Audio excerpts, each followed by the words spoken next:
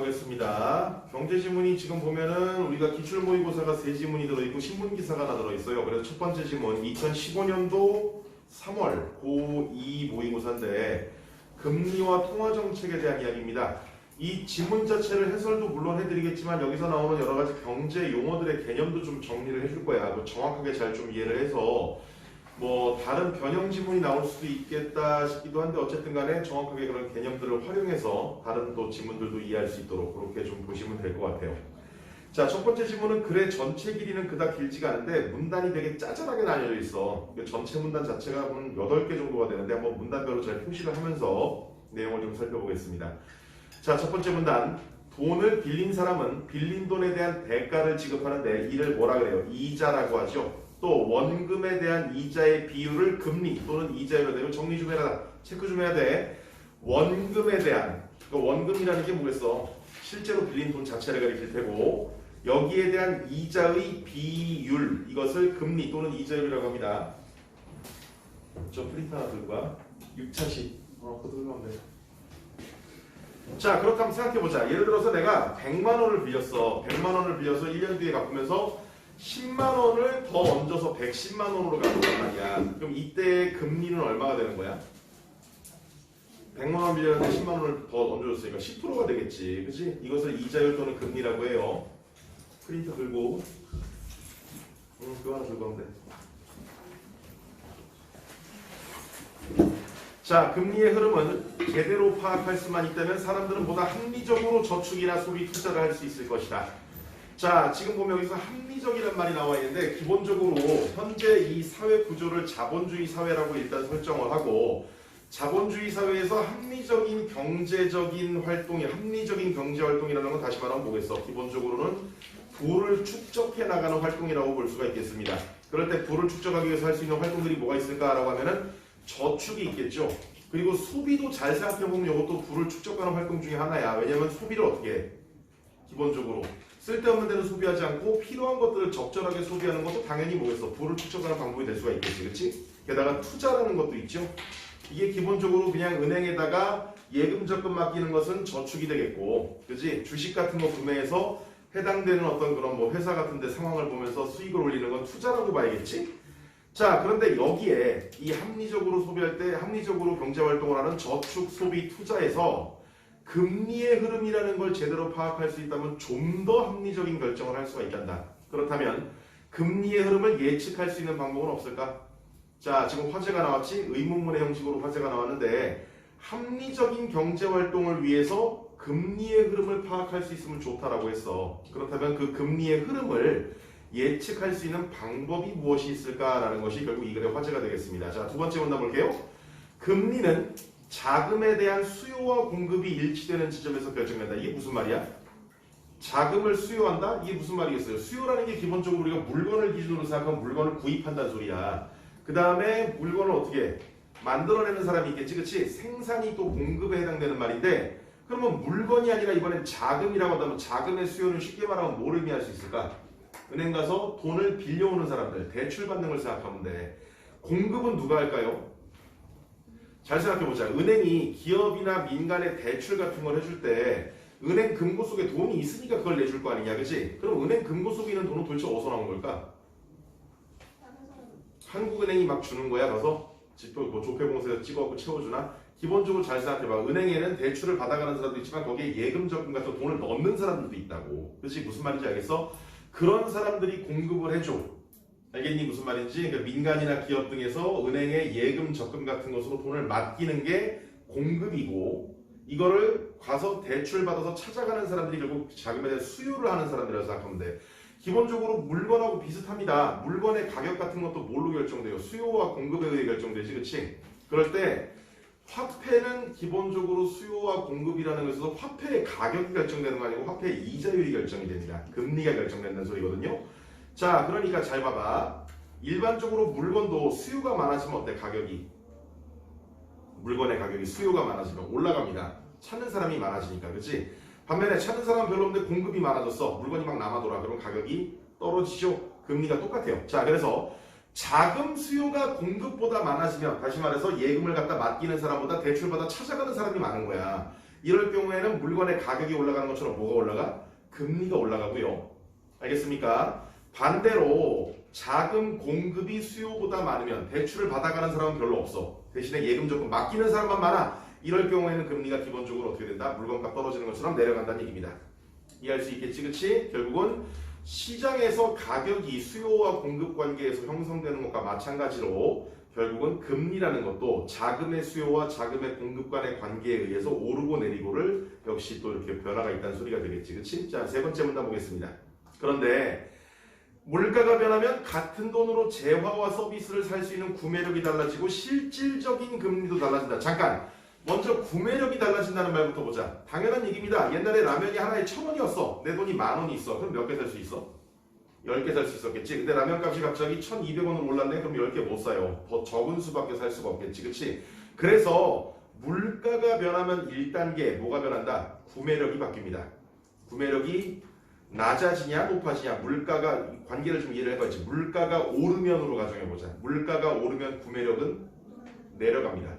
뭔 말인지 알겠지? 그치? 물가가 오른 만큼 예전만큼 많은 숫자를 살 수가 없어. 그래서 물가가 오르면 구매력은 내려가고 물가가 내려가면 구매력이 올라간다는 소리니까 반비례 관계네.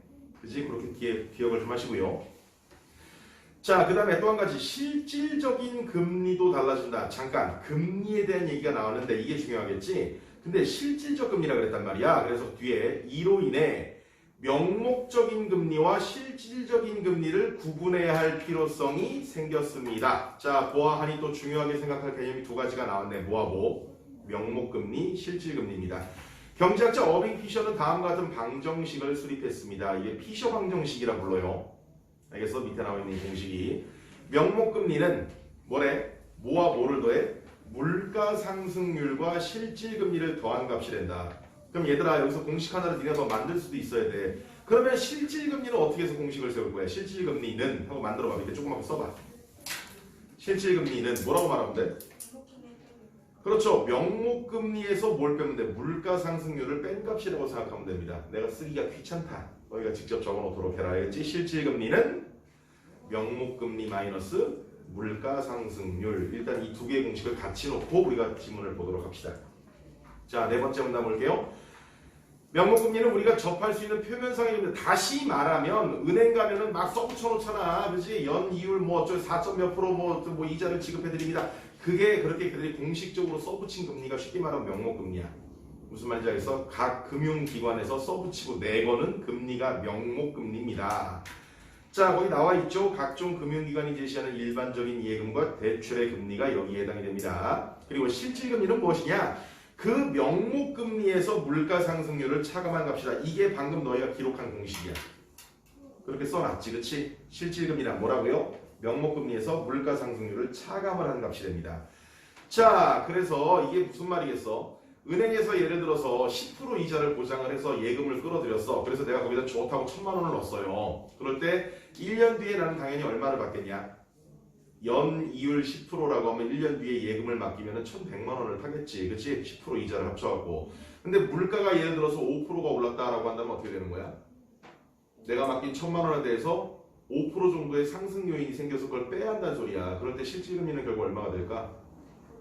명목금리에서 그걸 빼내야 되니까 얼마가 되겠어? 5%밖에 안 돼. 그치? 그래서 사실은 이게 중요한 문제가 뭐냐면은 물가 상승률 같은 것을 잘 예측을 해야 됩니다. 그래서 잘못하면 어떤 경우가 생겼어요? 나는 이자로 수익을 올리려고 돈을 맡겨서 예금을 넣어놨는데 물가 상승률이 이 명목금리보다 더 높게 올라가 버리면 오히려 돈을 찾았을 때 액면가 자체는 더 많이 받겠지. 이자가 포함되어 있으니까. 근데 물가 상승률로 인해서 오히려 실질적으로는 손해가 되는 경우도 있어요. 그러니까 그런 것들에 대해서 파악하는 것을 알려주는 글이기도 합니다. 자, 다음 문단 봅니다. 5번째 문단이에요. 명목금리는 물가 상승률과 실질금리의 합과 같으므로 공식 그대로 본 거야. 지금 밑줄 친 기억. 두 지표의 변동을 알 수 있다면 6차 시 프린트 집어서 빨리 보세요. 자, 계속 다시 봅니다. 5번째 문단 2번째 줄입니다.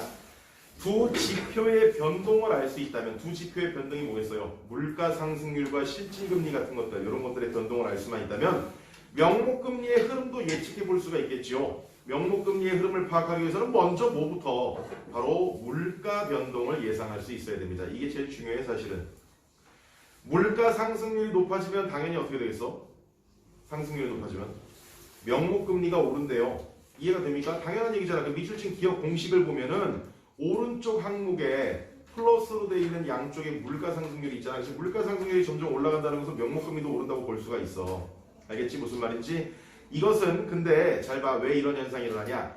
화폐 가치가 떨어진 만큼 이게 무슨 말이지? 화폐 가치가 떨어졌다는 게?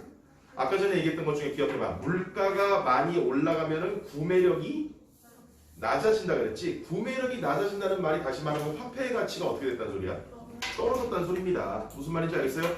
옛날에는 1,000원으로 라면 하나 샀을 때 1,000원으로 못 사게 되는 거야. 그렇지? 그러니까 화폐의 가치는 떨어지는 거지. 그래서 아까 전에 얘기했던 것에 하나 더 추가로 해서 기억해. 물가가 상승하면은 구매력이 낮아지고 구매력이 낮아진다는 것은 화폐의 가치가 하락한다는 뜻이다. 이렇게 기억을 하면 되겠죠? 자, 계속 보겠습니다.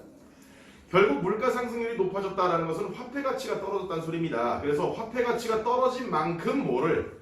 금리를 올려 보상받으려는 경향이 있기 때문이다. 이해가 돼요? 그러니까 똑같은 은행에서 이렇게 써붙인 문구가 연이율 10%를 드립니다 라고 할 때 물가가 낮으면 그 10%가 굉장히 크게 느껴져. 하지만 물가가 막 치솟고 이런 상황에서는 야 10%라고 해봐야 뭐 물가가 지금 얼마나 솟았는데 지금 뭔 소용이야 이렇게 변한단 말이야. 그러니까 물가가 솟은 만큼 사실은 사람들은 더 높은 뭘 원한다. 명목금리를 원할 수밖에 없어요. 아까도 얘기했지만 낮아지는 화폐 가치에 대한 보상을 받고자 하는 심리가 작용을 합니다. 자, 6번째 문단 실질금리에 대한 얘기를 해보자. 이번엔 실질금리는 사전에 관측되기가 어려우므로. 그렇죠.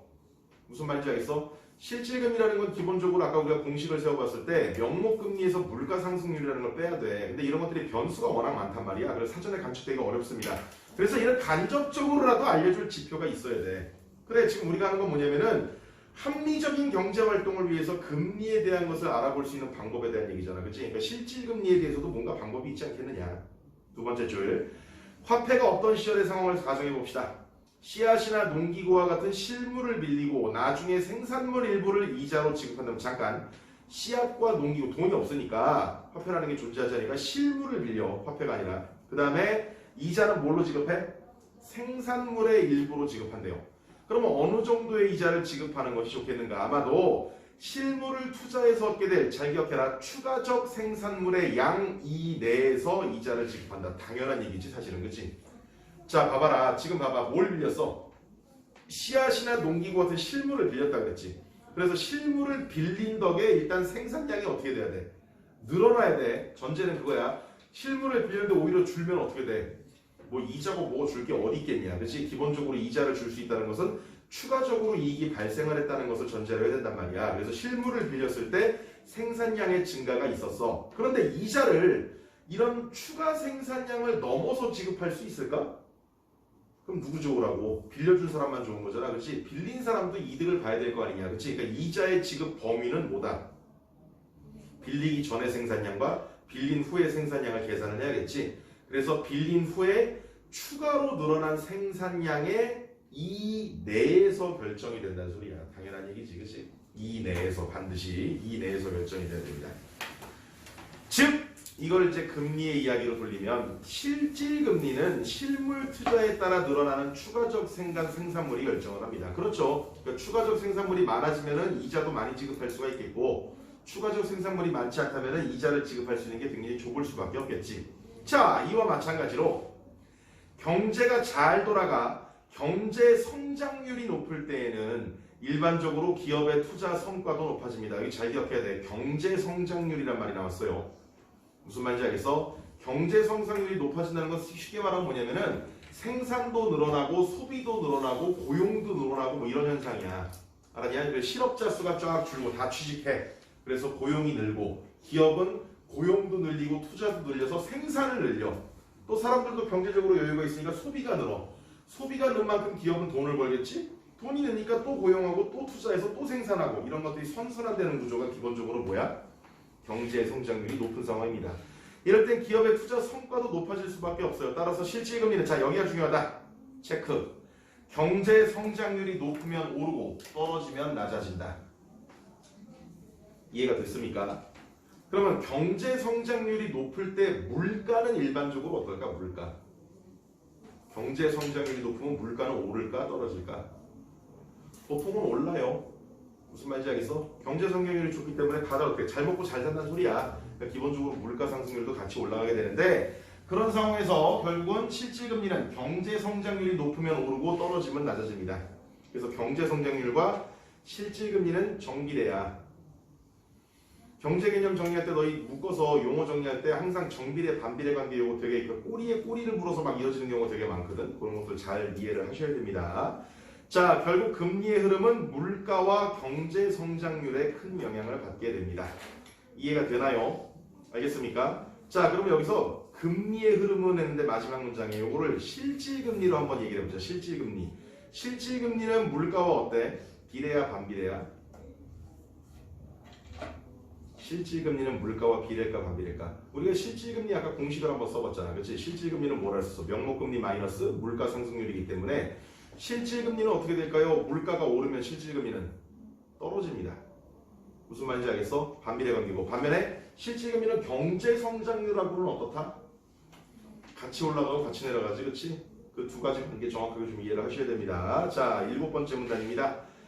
현실 세계에서 우리가 접하는 금리는 종류도 많고 그 구조도 복잡해 보입니다. 그렇죠. 당연하지. 그렇지? 예금금리와 대출금리가 다르고 둘 중에 보통 뭐가 높게?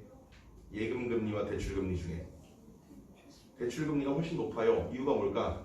이걸로 장사를 하는 게 누구야? 은행이잖아. 그치? 그러니까 은행은 얘들은 봉사기관이 아니야. 그러니까 대출을 해주면서 받는 금리가 더 세야 어떻게 하겠어? 예금을 주는 사람에게 지급하는 이자를 주고도 자기들 이익이 생길 거 아니냐. 그치? 당연히 그래서 대출금리가 훨씬 높아요. 보통은. 자, 그렇고 계속 볼게요. 또한 대출금리라도 은행에 따라 다르고 또 빌리는 기간 또 빌리는 사람의 신용도에 따라서 다릅니다. 무슨 말인지 이해되지? 그치? 빌리는 기간이 길수록 어떻게 돼? 대출금리가 높아집니다. 왜일까? 빌리는 기간이 길수록 돌려받기 어려운 위험성이 커져요. 위험성이 커진 만큼을 이자로 어떻게 해야 돼? 상쇄시켜야 된단 말이야. 그러니까 기간이 길면 보통 또 이자가 대출 이자가 올라가고 그 다음에 신용도가 낮으면 어떻게 될까? 금리가 올라갑니다. 그 당연한 얘기인데 아까 똑같아요. 위험성이 커지면 그걸 이자로 보상을 받아야 한단 말이야.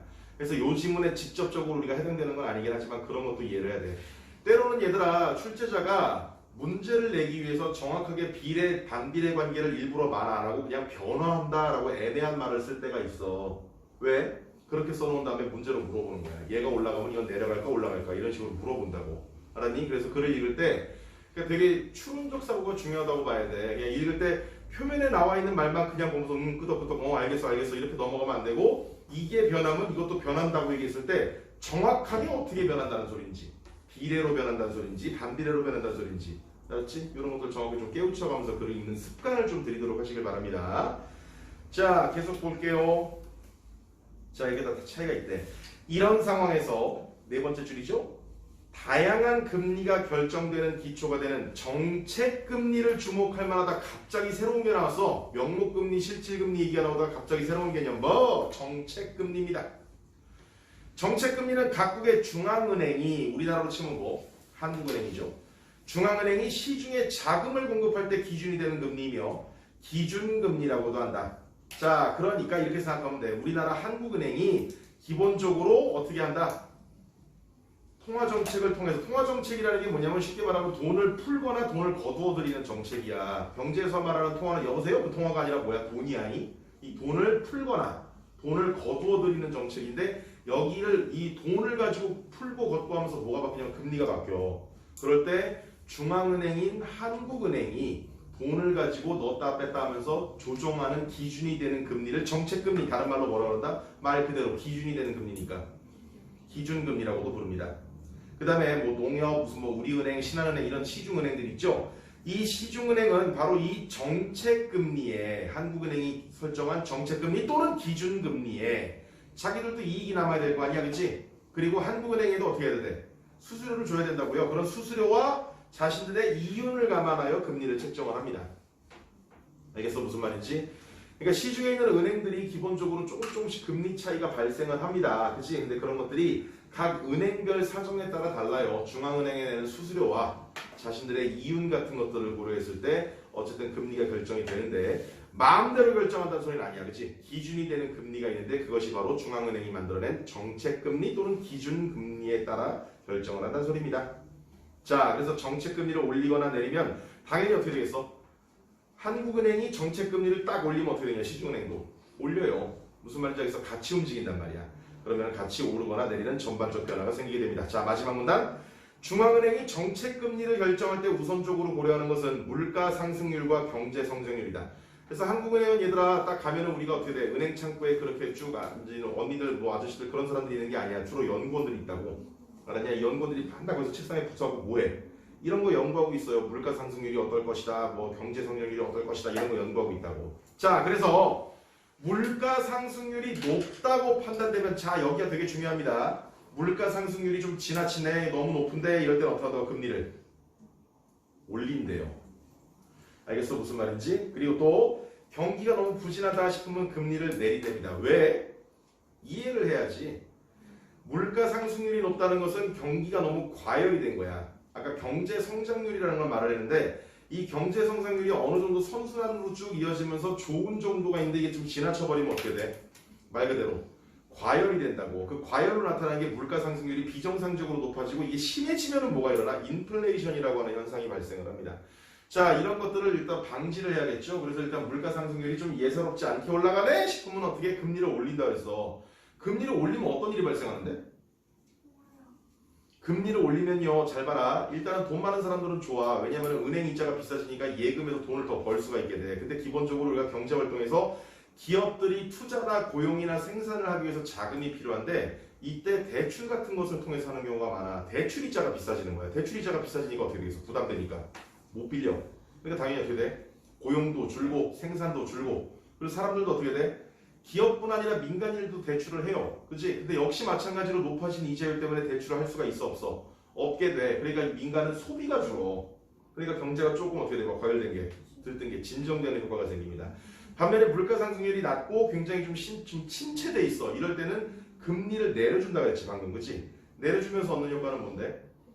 그래, 대출 받을 때 이자 부담이 적어지는 거야. 그러니까 당연히 어떻게 돼? 기업도 대출을 좀 더 많이 받아갖고 생산이라든가 고용이 활성화되고 민간에서도 어떻게 돼? 대출을 통해 소비가 활성화가 됩니다. 그래서 그걸 통해서 결국 어떻게 되는 거예요? 결과적으로 경제가 다시 활성화가 되는 방향으로 이어집니다. 이거 꼭 기억해야 돼. 굉장히 기초 중에 기초의 내용이야.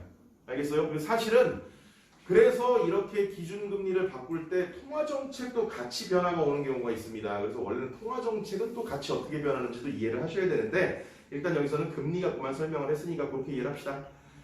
자, 그래서 계속해서 마무리를 지으면요. 마지막 문단의 네 번째 줄입니다. 결정된 금리는 또 시장에 영향을 미치게 된다.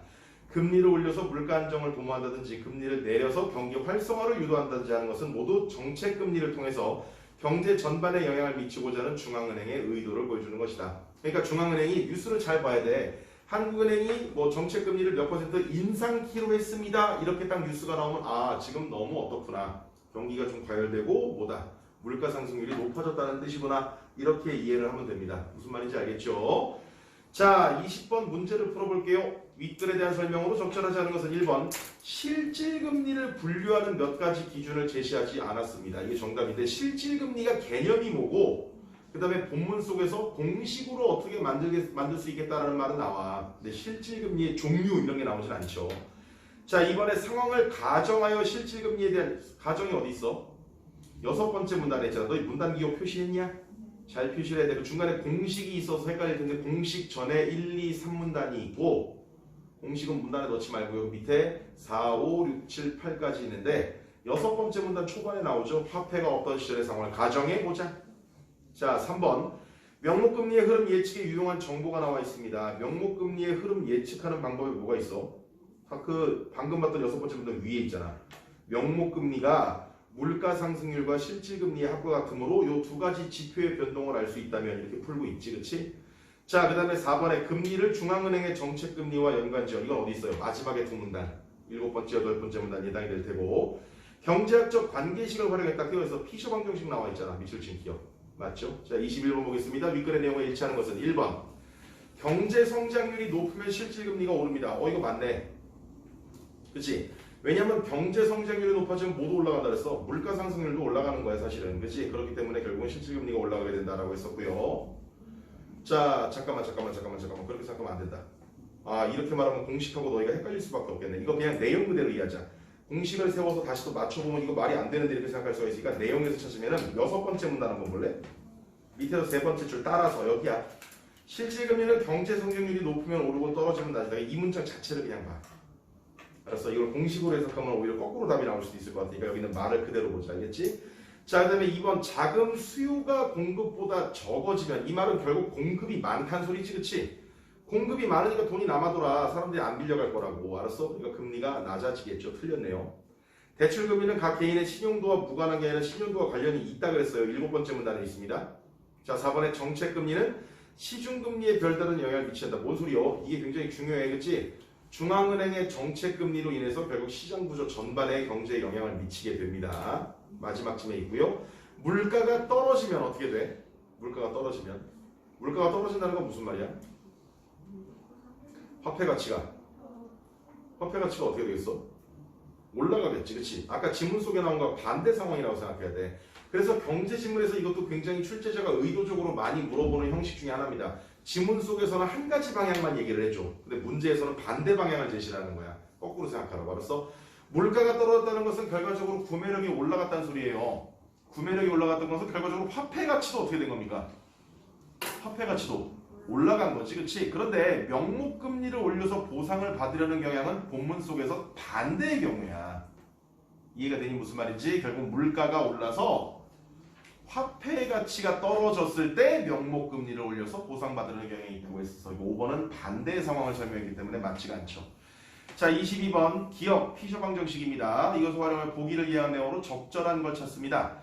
알뜰한 춘향이는 광안루은행에서 판매하는 1년 만기 예금 상품에 가입했다. 너 예금하고 적금 구별할 줄 아냐? 뒤에 지문 중에 어차피 나오긴 하는데 예금은 목돈을 묻어두는 거야. 적금은 조금을 매달 반복해서 내는 거고, 알았지? 자, 그래서 1년 만기 예금 상품에 가입을 했습니다. 예금의 금리는 고정금리로 3%래. 그러면 춘향이는 가입 시점 1년 후 물가 상승률을 2%로 예상을 하고서 실질금리를 계산했다. 그러니까 춘향이의 예상은 그래도 뭐였어? 1% 이득이겠다라고 생각을 했겠지. 실질금리를 계산해야 돼. 무슨 말인지 알겠어? 고정금리라는 게 명목금리야. 여기서 말하는 게. 알았니? 예금의 고정금리라고 말하는데 그게 은행이 내건 금리거든? 그게 결국은 명목금리이기 때문에 지금 보면 어떻게 돼? 실질금리는 얼마를 얻을 수 있을까? 고정금리인 3%에서 물가상승률 2%를 빼면 되지, 그치? 춘향이는 그래서 1년 뒤에 1%의 이득을 얻을 수 있겠다라고 생각을 한 겁니다. 그런데 1년 후 돈을 찾았을 때 자, 실제 상황이야? 물가상승률이 전년 대비 4%가 올랐다는 소리입니다. 그럼 춘향이 예상과 달리 어떻게 된 거야? 마이너스 1%의 손해를 입는 거지. 그렇다면 1번 광안루은행은 명목금리를 제시했어요. 고정금리 3%가 명목금리입니다. 실제 돈을 찾는 시점에 예금의 실질금리는 1%가 아니라 마이너스 1%야. 그치? 왜냐하면 물가상승률이 예측보다 더 높게 4%로 올랐기 때문에. 3번에 예금의 실질금리가 춘향이의 예상치보다 낮아졌다. 맞습니다. 1%를 예상했는데 마이너스 1%가 됐으니까 맞는 말이에요. 정답이죠. 광안루은행은 춘향이에게 높은 실질금리를 보장했다. 이게 높은 실질금리를 보장할 수 있을까? 은행은 절대 높은 실질금리를 보장할 수가 없습니다. 여기뿐만 아니라. 왜요? 은행이 제시할 수 있는 건 뭐일 뿐이야? 명목금리일 뿐이지, 그치? 실질금리는 거기서 물가상승이라는 게 빠져야 돼. 그러니까 은행 자체가 뭐 높은 실질금리를 보장하기가 불가능해요. 자, 그 다음에 5번에 광안루은행은 예금 상품의 명목금리를 중도에 바꿨다. 아니지. 그대로 결국 유지가 됐다는 소리죠. 3%로, 그치? 자, 이제 그래프만 또 하나 해석해 봅시다. 23번. 보기에 A와 B의 정책금리에 대한 설명으로 적절한. 야, 이 그래프가 막 여러 개로 꺾여 있으니까 복잡하다고 생각하는데 실제 포인트만 딱 짚으면 끝나. 지금 보시면 먼저 A 설명을 들어보세요. 정책금리를 어떻게 한 지점이야? 3%에서 3.25%로 인상을 했단다. 자, 그렇다면 금리를 인상했다는 건 무슨 말이지? 물가상승률이 어떨 때야? 높다는 얘기인데, 그렇지? 그러니까 이걸 조절하려고 올린 거잖아. 경제 성장 측면에서 수출 부분은 양호하나 내수 부분이 부진하다. 이게 무슨 말이야? 내수가 무역 관계가 아니라 우리나라 내에서 돌아가는 경제가 부진하다는 거야, 그렇지? 그러니까 경기가 약간 침체가 됐나 봐. 그리고 해외 각국의 경기가 침체했다. 이게 세계적 추세인가 보죠? 그리고 물가 상승률은 전년 대비 4%대로 올라 물가 상승 압력이 높았다. 그러니까 지금 보면은 되게 희한한 현상이, 뭐 희한한 현상이라기보다도 상황 자체를 좀 잘 끊어서 이해를 해야 돼. 물가 상승률은 지금 뭐야? 전년 대비 높다는 얘기야. 그러니까 금리도 올라갔을 거라고 생각을 해야 돼. 그런데 또 한 가지는 내수가 부진하다는 건 경기가 약간 침체라는 얘기입니다. 근데 원래 경기가 침체가 될 때도 어떻게 해야 돼? 금리를 낮춰줘야 되거든? 그렇잖아. 아까 전에 이자율 같은 거 떨어뜨려서. 근데 지금 이 두 가지 문제가 서로 반대되는 상황이 겹친 거예요. 금리를 올려야 될 상황과 금리를 내려야 될 상황이 겹친 거야. 상황 이해되냐? 자, 내수가 부진하다는 것은 금리를 낮춰야 될 상황이야, 사실은. 근데 물가 상승률이 높다는 것은 그건 금리를 높여야 될 상황이야. 근데 결과적으로 A 지점에서의 한국은행의 선택은 뭐였어? 금리를 올렸어요. 그런데 아마도 이렇게 생각해야 돼. 올리긴 올렸지만 내수 부진을 고려를 했을 거라고 생각을 해야 돼. 그러니까 아마 내수 부진이 없었다면은 3에서 3.25가 아니라 3에서 3.5나 더 올라갔을 거라고 생각을 해야 돼. 이해가 되니 무슨 말인지? A 상황 정확하게 진단을 해야 된다. 알겠어요? 졸면 안 돼? 자, 다시 한번 얘기합니다. A 상황을 볼 때 그래프만으로 볼 수 있는 건 3에서 3.25%로 올라갔다는 게 끝이야. 근데 설명을 들으면 상황이 두 가지가 있다는 걸 기억해야 돼. 내수 부진, 내수 부분의 부진이라는 걸 꼭 체크를 해야 돼요. 근데 사실 원래 내수 부분의 부진이라는 것은 경기가 침체되었다는 뜻으로 생각을 해서 금리를 오히려 어떻게 될 상황이야? 내려야 될 상황이야. 근데 0.25가 올랐는데요? 그건 뒤에 나와 있는 전년 대비 4%대로 물가 상승 압력이 높았다. 얘 때문이야. 그러니까 결국 하나는 내려야 될 상황, 하나는 올려야 될 상황에서 옳은 걸 택한 것은 지금 경제 자체의 물가 상승률의 압박이 더 크다는 얘기고, 그리고 내수 부분에 부진이 있었기 때문에 아마도 올릴 때 왕창 올리지는 못했겠구나라는 것도 이해를 해야 돼. 알겠어요? 자, 그 다음에 B 보겠습니다. B는 지금 보니까 어떻게 돼? 금리가 떨어졌네. 정책 금리를 2.25에서 2.0으로 인하했답니다. 경제 성장 측면에서 수출 부문은 양호하나 내수 부문의 부진이 지속되고 있다. 이거야. 내수 부분이 다시 말하면 경기가 침체돼 있다고요. 그러니까 어떻게 되나 금리를 내린 거라고 봐야 돼. 석유 가격의 꾸준한 하락에 힘입어 물가 상승률은 전년 대비 1.1%로 낮아집니다. 물가 상승률은 낮아. 물가 상승률은 낮으니까 굳이 금리를 내릴 필요가 사실은 있어 없어? 없는 상황이야. 알았니 무슨 말인지? 그런데도 불구하고 이렇게 내수 부분의 부진 때문에 일단 내렸다라고 볼 수가 있겠습니다. 자, 1번. A의 결정에 물가 상승에 대한 우려가 큰 영향을 미쳤겠구나. 그래, A는 기본적으로 올렸냐 내렸냐 이것만 따지면 올린 거잖아. 그치? 올랐다는 것은 결국은 내수 부분의 부진보다는 물가 상승에 대한 우려, 그것이 더 큰 영향을 미쳤다는 소리가 되겠죠. 자, 이번에 A에서 금리를 물가 상승률이 4%인데 거기에 맞춰서 똑같이 4%로 올리진 못했지. 그치? 그건 결국 올리긴 올리되 내수 부분의 부진이라는 것이 걸림돌로 작용을 한 거야. 무슨 말인지 이해가 되니? 그러니까 오름폭이 크진 않았다는 소리가 됩니다. 3번에 A의 결정으로 시중금리가 이전보다 전반적으로 올랐겠구나. 분명히 뭐라 했어요? 정책금리가 올라가면 시중금리도 같이 올라간다 그랬지. 그치? 올라갈 겁니다. 4번에 B의 결정에 내수 부분의 부진과 물가 상승률의 하락이 큰 영향을 끼쳤겠구나. 맞습니다. 내수 부분에 부진이 있었기 때문에 금리를 내릴 수밖에 없었고 거기에 물가 상승률도 지금 보면 하락이네. 그러니까 이것도 어떻게 돼? 하락했으니까 결국은 금리를 좀 올렸을 수 있는, 아니 금리를 내릴 수 있는 요소가 되었다는 얘기야. 물가 상승률이 치솟으면 금리를 높였잖아, 그렇지? 그러니까 물가 상승률이 내려갔기 때문에 금리도 반대로 어떻게 움직여? 금리가 좀 내려갈 수 있는 요소가 생겼다는 얘기가 되겠죠. 자, 5번에 B의 결정에는 물가를 안정시키려는 중앙은행의 의도가 담겨 있다. 물가를 안정시키려면 금리를 어떻게 해야 돼, 일반적으로? 물가를 안정시킨다는 것은 기본적으로 물가 너무 올랐다는 소리로 생각해야 돼, 그렇지? 오른 상태에서 안정을 시키려면 금리를 어떻게 하냐?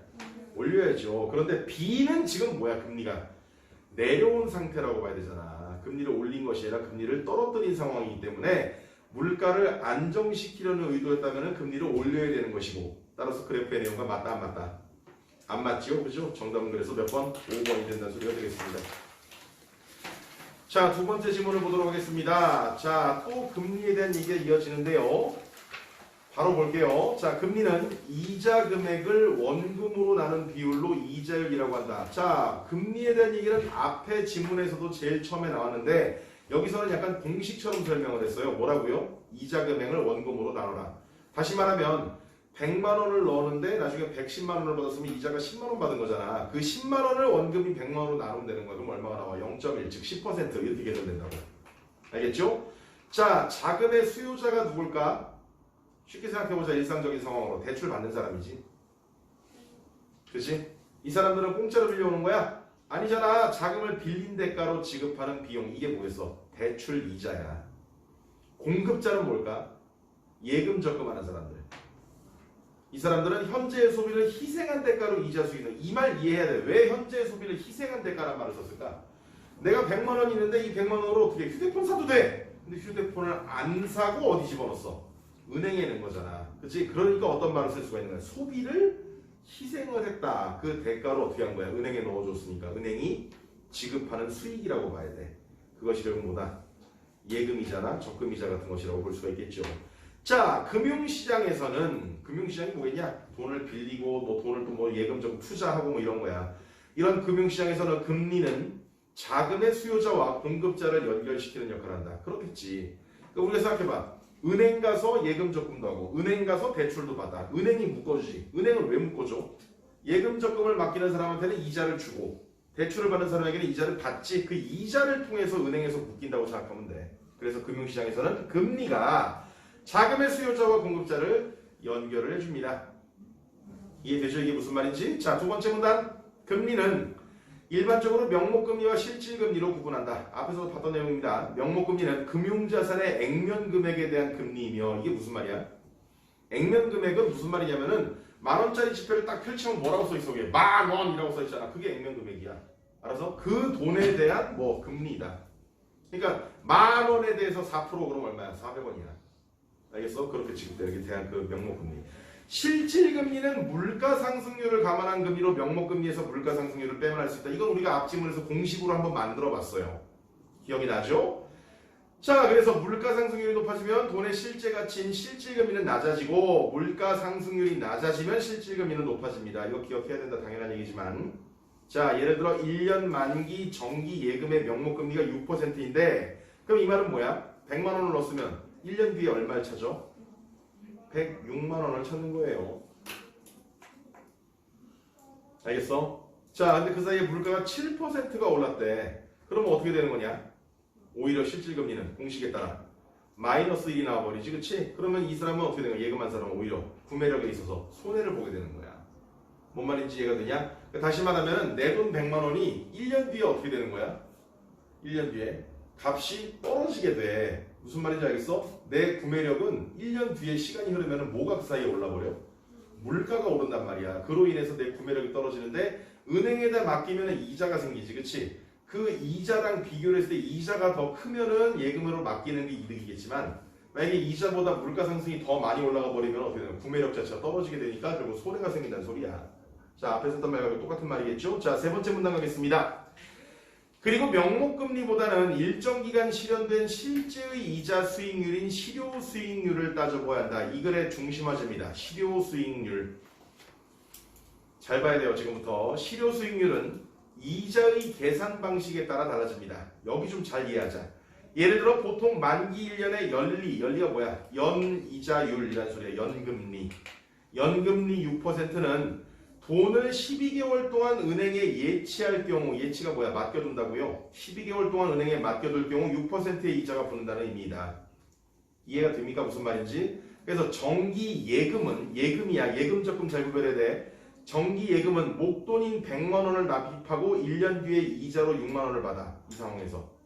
연리 6%란 말 잘 생각해야 돼. 연리 6%에서 연리 6%를 가지고 두 개로 나눌 거야. 연리 6%에서 먼저 예금을 보자. 목돈인 100만 원을 맡겼습니다 라고 가정하면은 1년 뒤에 얼마를 받는다고요? 6%를 보장받는 거야. 이자로 6만 원. 자, 그런데 이번엔 적금을 보자. 매월 일정액을 불입해 목돈을 만드는 정기 적금은 계산법이 다릅니다. 예금하고 적금하고 달라. 이거 구별 못하면 안 돼. 자, 정기 적금은 첫째 달에 불입한 10만 원은 만기까지 12개월분 6%의 이자가 붙지만 둘째 달에 불입한 10만 원은 11개월의 이자 5.5%만 붙습니다. 왜? 야, 예를 들면 이렇게 돼야 돼. 이게 좀 계산법이 좀 복잡해갖고 잘 봐봐. 1년 정기 예금으로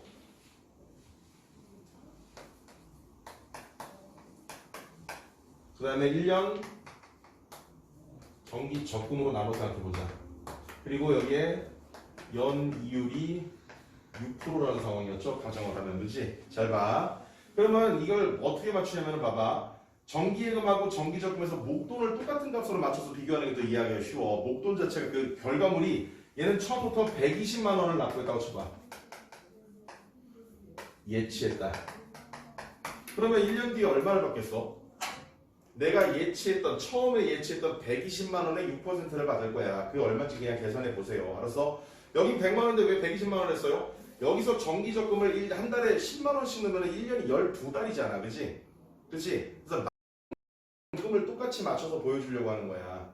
알았니? 무슨 말인지? 자, 그래서 얘는 매달 10만 원씩 넣었다고 쳐봅시다. 알겠어요? 그러면은 얘는 어떻게 돼? 결과 1년 뒤.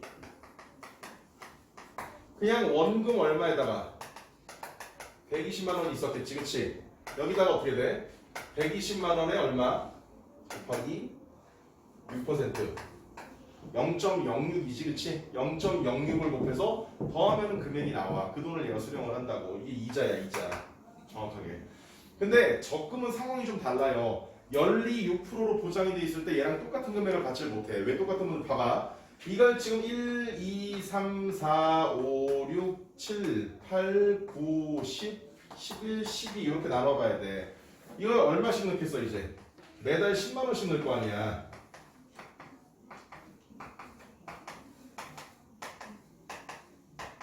그럼 얘도 원금은 얼마냐? 똑같이 120만 원이야. 그런데 이자 계산 방식이 얘는 달라요. 어떻게 하냐면은 첫 달에 집어넣은 애는 은행이 앞으로 얼마 동안 얘를 보관해? 12개월을 보관할 거 아니야. 그치?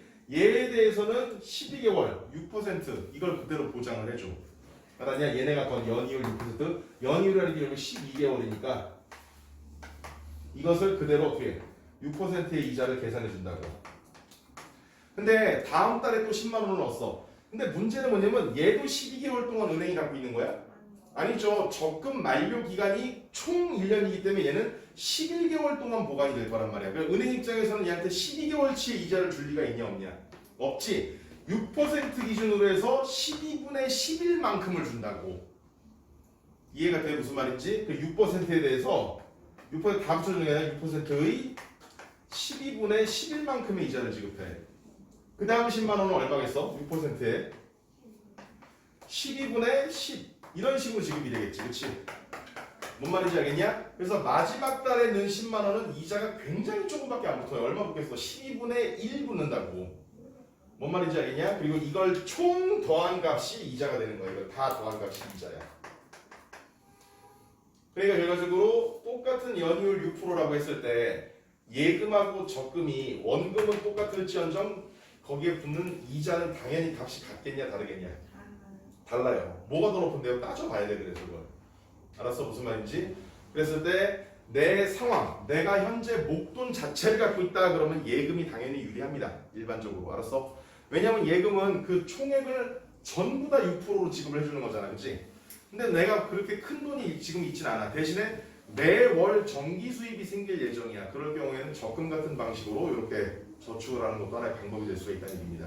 결국 예금을 들 거냐 저축을 하고 뭐 적금을 들 거냐 할 때는 자신이 현재 가지고 있는 자산 자체가 목돈이냐 목돈이 아니냐에 따라 달려있다고 볼 수가 있어요. 그걸 가지고 이렇게 이자 계산 방식이 다르게 적용을 받는다는 것을 이해를 하셔야 됩니다. 이해가 됐죠? 무슨 말인지? 알겠습니까? 자, 결국 대출도 똑같아. 자, 계속 볼게요. 어디를 보시면 밑줄 친 니은 보이냐? 니은 보여요?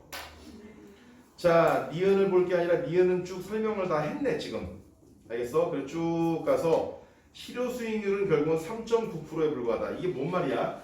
지금 봐봐. 예금은 그냥 120만 원을 통으로 넣어서 120만 원에 대한 6% 전체를 받지만 10만 원씩 넣어서 120만 원을 원금을 만들 때에는 실제로 6%라고 해봐야 이렇게 쪼개지잖아 전부 다. 그치? 이걸 다 더했을 때 실제 값은 6%가 아니라 여기 나온 처럼 얼마 정도밖에 안 된다. 3.9%밖에 되지 않는데. 무슨 말인지 알겠어? 그래서 이거 계산 잘해야 돼. 그러니까 120만 원에 6%면 실제로 얼마냐 값이? 72,000원인가? 그럴 거야 아마. 72,000원. 그래서 72,000원으로 생각해서 아 내가 10만 원씩 넣어서 1년 뒤에 120만 원을 만들면은 원금 120만 원하고 72,000원 아싸 127만 2천 원을 받구나. 근데 정작 받으면 얼마야? 123만 9천 원이야. 그럼 이제 은행 멱살 잡고 야 이 새끼 내 돈 내놔라 막 이런 일이 발생을 하겠지. 그치? 근데 그 은행이 사기친 게 아니에요. 뭔 소리인지 알겠어? 예금이었다면은 목돈 120만 원을 넣고 1년 뒤에 127만 2천 원을 찾는 게 맞지만 뭔 얘기인지 알겠어? 내가 10만 원씩 냈을 때에는 쪼개서 냈을 때 적금으로 냈을 때에는 첫 달만 6%야. 그래도 10만 원에 대한 6%겠지. 다음 10만 원은 6%에서 12분의 11을 받고 그래서 점점 줄어가면 갈수록 그치? 그래서 실질적으로 이걸 모조리 합쳤을 때 예금처럼 그럼 총 얼마의 이자를 받는 거냐라고 다시 계산한다면은 3.9%의 이자밖에 안 된다고 봐야 된대. 알겠습니까? 그러니까 목돈이 있으면은 당연히 뭐겠어요? 적금보다는 내가 120만 원이 처음부터 있어. 그럼 여기다가 매달 10만 원씩 쪼개서 은행에 넣는 것보다는 어떻게 하는 게 유리하겠어? 120만 원을 올인 빡 넣고서 1년 뒤에 찾는 게 이자가 더 많이 발생을 하겠지, 그렇지? 자, 이건 대출도 마찬가지입니다. 계속 보세요. 대출금리도 유사하다. 1년 뒤에 원금을 한 번에 갚는다라고 하면 대출금리가 2%일 경우에 100만 원을 한 번에 껐어. 그리고 1년 동안 전혀 갚지 않다가 한 방에 갚을 경우에 1년 뒤에 100만 원에 원금 100만 원에 어떻게 이자 6만 원 같이 갚으면 끝나. 알았니? 그런데 이것도 10만 원씩 갚기로 했어 내가. 그럼 어떻게 되겠어? 이자도 점점점 줄어서 실제로는 아까 된 것처럼 뭐 3.9%인가 그런 식으로 줄어들 거란 얘기야. 알았냐? 그러니까 이것도 생각해 볼 게 우리가 합리적인 경제 활동을 하려면은 저축을 통해서 이득을 받고 싶을 때에는 목돈이 있다면 기왕이면 예금을 선택하는 게 낫다는 소리고, 그 다음에 내가 대출을 해서 갚아야 될 입장이라면은 하나도 안 갚고 그대로 갖고 있다 목돈을 다 모아서 빡 갚는 건 이자가 그만큼 커져. 그러니까 돈이 생길 때마다 그때 갚는 것이 이자를 줄여나가는 방법이 될 수 있다는 소리야. 결론 이해되니 무슨 말인지? 이건 니네 나중에 니들도 대출 받고 어쩌고 이런 일이 생길 거야. 저희 집 엄마 잘 살아요. 뭐 이런 소리 하지 말고 알았어? 그러니까 결국은 이런 것들을 미리 좀 알고 있어야 됩니다. 자, 네 번째 문단 볼게요. 또 예금이나 적금의 기간이 길어서 이자를 여러 번 받는다면 매번 지급된 이자가 원금이 되어서 이자에 이자가 붙는 복리인지, 이거 개념 꼭 기억해. 복리가 뭐라고? 잘 봐. 이자를 한 번 부는 게 아니라 여러 번 기간을 나눠서 준다고 생각해봐. 그러면은 1번 첫 번째 이자를 받잖아. 이 이자까지 합쳐서 다시 원금을 설정해서 그 다음 단계의 이자를 주는 게 복리야. 반면에 단리는 뭐예요? 이렇게 나왔지만 원금에 대해서만 이자가 붙는 게 단리래.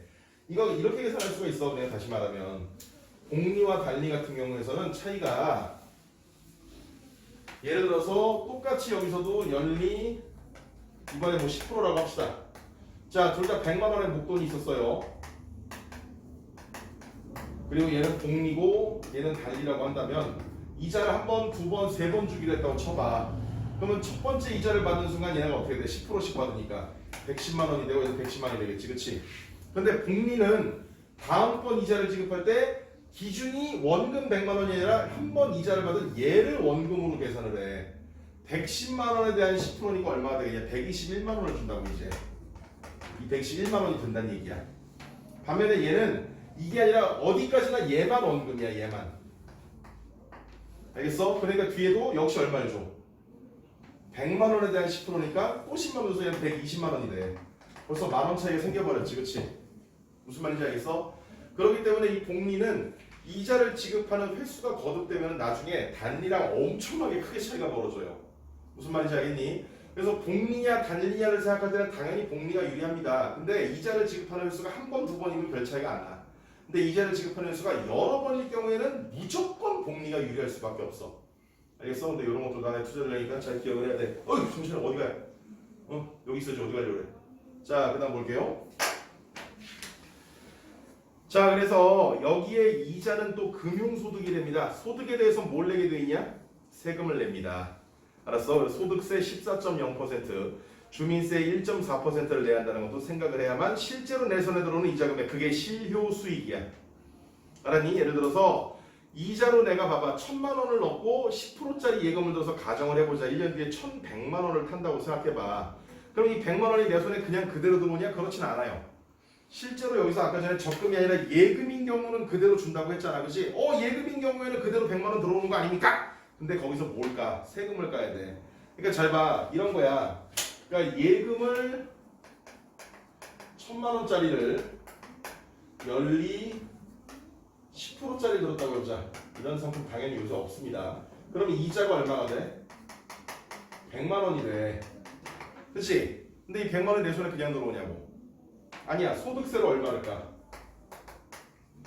14%를 깐다 그랬지. 그치? 얼마를 빼야 돼? 14만 원을 빼.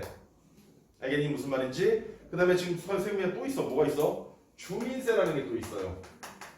주민세는 1.4%니까 얼마를 까냐면은 14,000원을 까야 돼. 뭔 말인지 알겠냐? 그러면 실제로 내가 연리 10%짜리 적금을 예금을 1000만 원을 묻었을 때 1년 뒤에 실제로 내가 받을 수 있는 돈은 원금 1000만 원에 이자를 총 얼마를 받을 수 있어? 100만 원을 그대로 받는 것이 아니라 정확하게는 15만 4천 원을 빼야 되지, 그치? 그렇기 때문에 84만 6천 원을 내가 이자로 받게 됩니다. 맞게 계산했냐? 상수가 한번 틀면 또 민망하지 또, 그치? 자, 아무튼 이런 식으로, 그러니까 늘 어때? 은행에서 제시한 금리를 생각해서 막 계산해. 막상 내가 나중에 찾았을 때 뭐야? 사기당했는데? 이런 느낌이 드는 거야. 알겠습니까? 이거 고려할 게 굉장히 많다는 얘기예요. 예금인지 적금인지 이자 계산 방식이 다르다는 거. 단리인지 복리인지. 마지막으로 세금까지도 계산을 해야 돼. 이 모든 것을 계산해서 내가 딱 받아들였을 때 이자가 얼마 붙어서 얼마 이익이 생겼구나! 이게 실효 이익이야. 알겠습니까? 자, 마무리를 해보죠. 결국 돈을 어떻게 쓰고 모으고 굴리고 빌릴지의 선택 상황에서 정확한 계산을 해야 손해를 보지 않습니다. 현재의 소비를 늦추고 미래를 계획하는 사람이라면 이게 무슨 말이야? 돈이 있는데 지금 이걸 써버리지 않고 저축을 좀 해볼까? 뭐 이런 사람들. 그렇다면 자신의 자산을 안전하게 형성할 필요가 있습니다. 금리에 대한 정확한 이해와 계산이 현재의 소비와 미래의 소비를 결정하는 중요한 기준이라는 점을 잊지 말자. 자, 그래서 마지막에는 뭐 합리적 소비, 합리적 경제활동의 당부 정도로 보시면 됩니다. 27번 문제 풀어볼게요. 윗글 읽은 학생이 정리한 내용입니다. 적절하지 않은 것은 자, 금리는 뭐다? 맨 첫 줄에 나오잖아. 이자 금액을 원금으로 나눈 비율. 그러니까 어떻게 돼? 원금분의 이자 금액 곱하기 100이라는 말을 쓸 수가 있겠네. 비율이니까. 그치? 그래야 퍼센트가 나올 거 아니야. 그 다음에 실질금리는 뭐래? 금융자산의 액면금액 마이너스 물가상승률. 그래? 액면금액이라고? 뭔 소리하고 있어? 실질금리를 우리가 쉽게 생각하면 뭐있어? 명목금리에서 물가상승률을 빼는 거잖아. 그치? 그러니까 금융자산의 액면금리 아니라 명목금리입니다. 이해됐어요? 2번이 틀린 거 알겠어? 무슨 말인지? 실질금리는 우리가 이 지문 아니라 앞에서도 한번 해봤잖아. 그리고 여기도 나와요. 뭐라고 나와 있어? 두 번째 문단 두 번째 줄 맨 끝. 실질금리는 세 번째 줄로 이어져서 물가상승률을 감안한 금리로 명목금리에서 물가상승률을 빼면 할 수 있다. 딱 나와 있지. 그치? 2번 정답입니다. 실효수익률 이걸 전체에 중심하셔야 하는데 결국 일정 기간 동안 실현된 실제 이자다. 다시 말하면 뭐? 아까 얘기했지만 예금인지 적금인지 복리인지 단리인지 거기에 세금까지 고려한. 알았어? 이거를 실효수익률이라고 부릅니다. 자, 복리는 뭐야? 받은 이자가 어디에 합산돼? 원금에 합산되어서 거기에 다시 이자가 붙는 방식 맞죠? 그 다음에 세금에 뭐가 있다? 소득세와 주민세가 있다는 점 맞네요. 28번 문제 보겠습니다. 자, 위글을 통해 알 수 있는 내용으로 적절하지 않은 겁니다. 금리는 자금의 수요자와 공급자가 존재. 그렇지. 대출을 받으려고 하는데 은행에 돈이 없어. 그럼 못해. 그치? 그 다음에 예금을 넣어도 아무도 빌려가지 않으면 은행이 이자를 줄 리가 없잖아. 결국 수요자와 공급자가 함께 존재를 해야 됩니다. 꼭 기억하세요. 물가가 하락하면 어떻게 될까? 물가가 하락하면 실질금리 공식을 다시 한번 생각해봐. 실질금리가 명목금리 마이너스 물가야. 물가상승률. 근데 물가상승률을 마이너스면 어떻게 돼? 마이너스니까 플러스가 되면서 오히려 명목금리보다 실질금리가 커질 수도 있습니다. 공식상으로 보면. 무슨 말인지 알겠어? 근데 사실 물가가 하락하는 경우는 뭐 거의 없으니까요. 자, 어쨌든 뭐 공식상으로 그래요. 3번. 금리는 지금 소비할 것인가와 소비를 늦출 것인가를 판단하는 기준이 있어. 마지막 문단에 있어. 나는 이 현재 소비를 늦추고 미래를 계획하는 사람이라면 어쩌고저쩌고 나와 있는 부분이지. 이 장면이야. 자, 4번에 실효수익률을 알아내려면 이자가 붙는 시기, 이자가 계산되는 방식을 따져봐야 됩니다. 그게 아까 했던 뭐 예금이냐 적금이냐. 알겠어? 또는 복리냐 단리냐 이런 것들을 계산하라는 얘기입니다. 5번. 정기 예금은 목돈을 형성할 때 틀렸는데 예금은 한 방에 붙는 거라 했잖아. 형성할 때가 아니라 형성이 돼 있는 상태에서 해야겠죠. 그리고 정기 적금이 오히려 목돈을 형성할 때 해야겠지. 그치? 뒤집혔지. 그치? 근데 이런 것들은 문제 살짝 바꿔서 내기가 좋아. 선생님들이 알겠냐? 그러니까 너희 읽을 때 제발 부탁인데 또 문제 똑같이 나오고 문제 비슷해. 이거 답이 5번이었지 하고 숫자만 냈다 기억하고 5번 질렀다 틀리고 그러면 안 된다. 알았니? 살짝 말을 바꾸는 게 있을 거라는 생각을 해두고 있어야 돼. 그래서 새로 풀듯이 이해를 해야 돼요. 아니 새로 풀고 뭐 뭐하러 풀어요? 라는 그런 말 하진 않겠지. 설마 그렇지? 내용을 이해해야 될 거 아니야. 문제를 풀어서. 그래서 완전하게 잘 정리를 하고 실제 시험에서는 선택지 같은 것 제발 꼼꼼하게 잘 읽고 풀어야 한다. 그래서 낚이지 않도록. 자, 29번 문제입니다.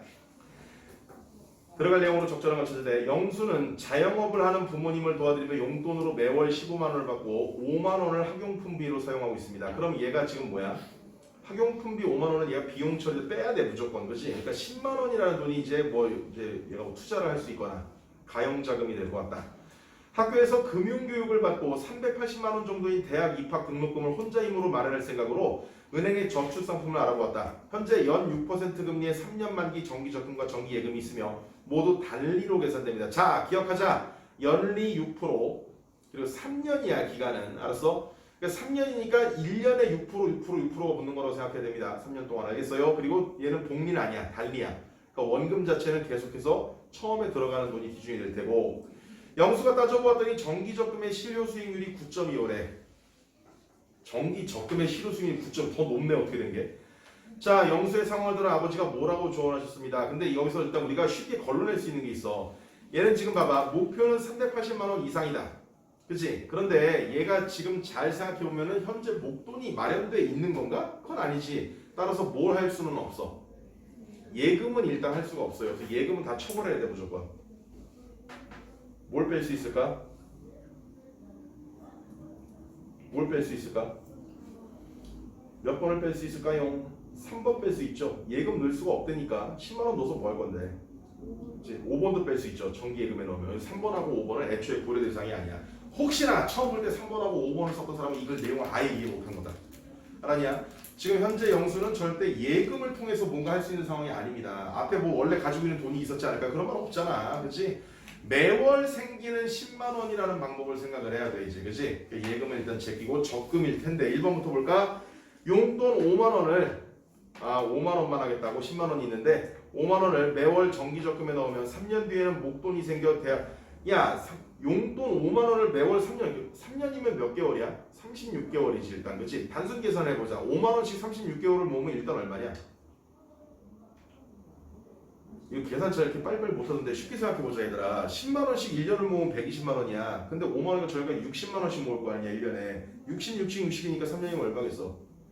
180만 원이야. 그치? 야 그럼 봐봐. 원금이 180만 원인데 얘가 필요한 돈은 380만 원이거든. 이자가 200만 원 이상 필요하다는 얘기인데 말이 돼? 일단 말이 안 돼. 자세히 계산 안 해도 된단 말이야. 이거 직접 혹시 다 계산하고 있었냐? 그러면 안 돼. 상황만 이해하면 쳐낼 거 빨리빨리 쳐내보자고. 얘가 목표로 하는 금액은 적어도 380만 원 이상이 돼야 된다는 얘기야. 그런데 이자라는 것이 지금 보면 알겠지만 뭐 끼케야 10% 이랬지. 여기서 6%라며 실제로 연리가. 그렇지?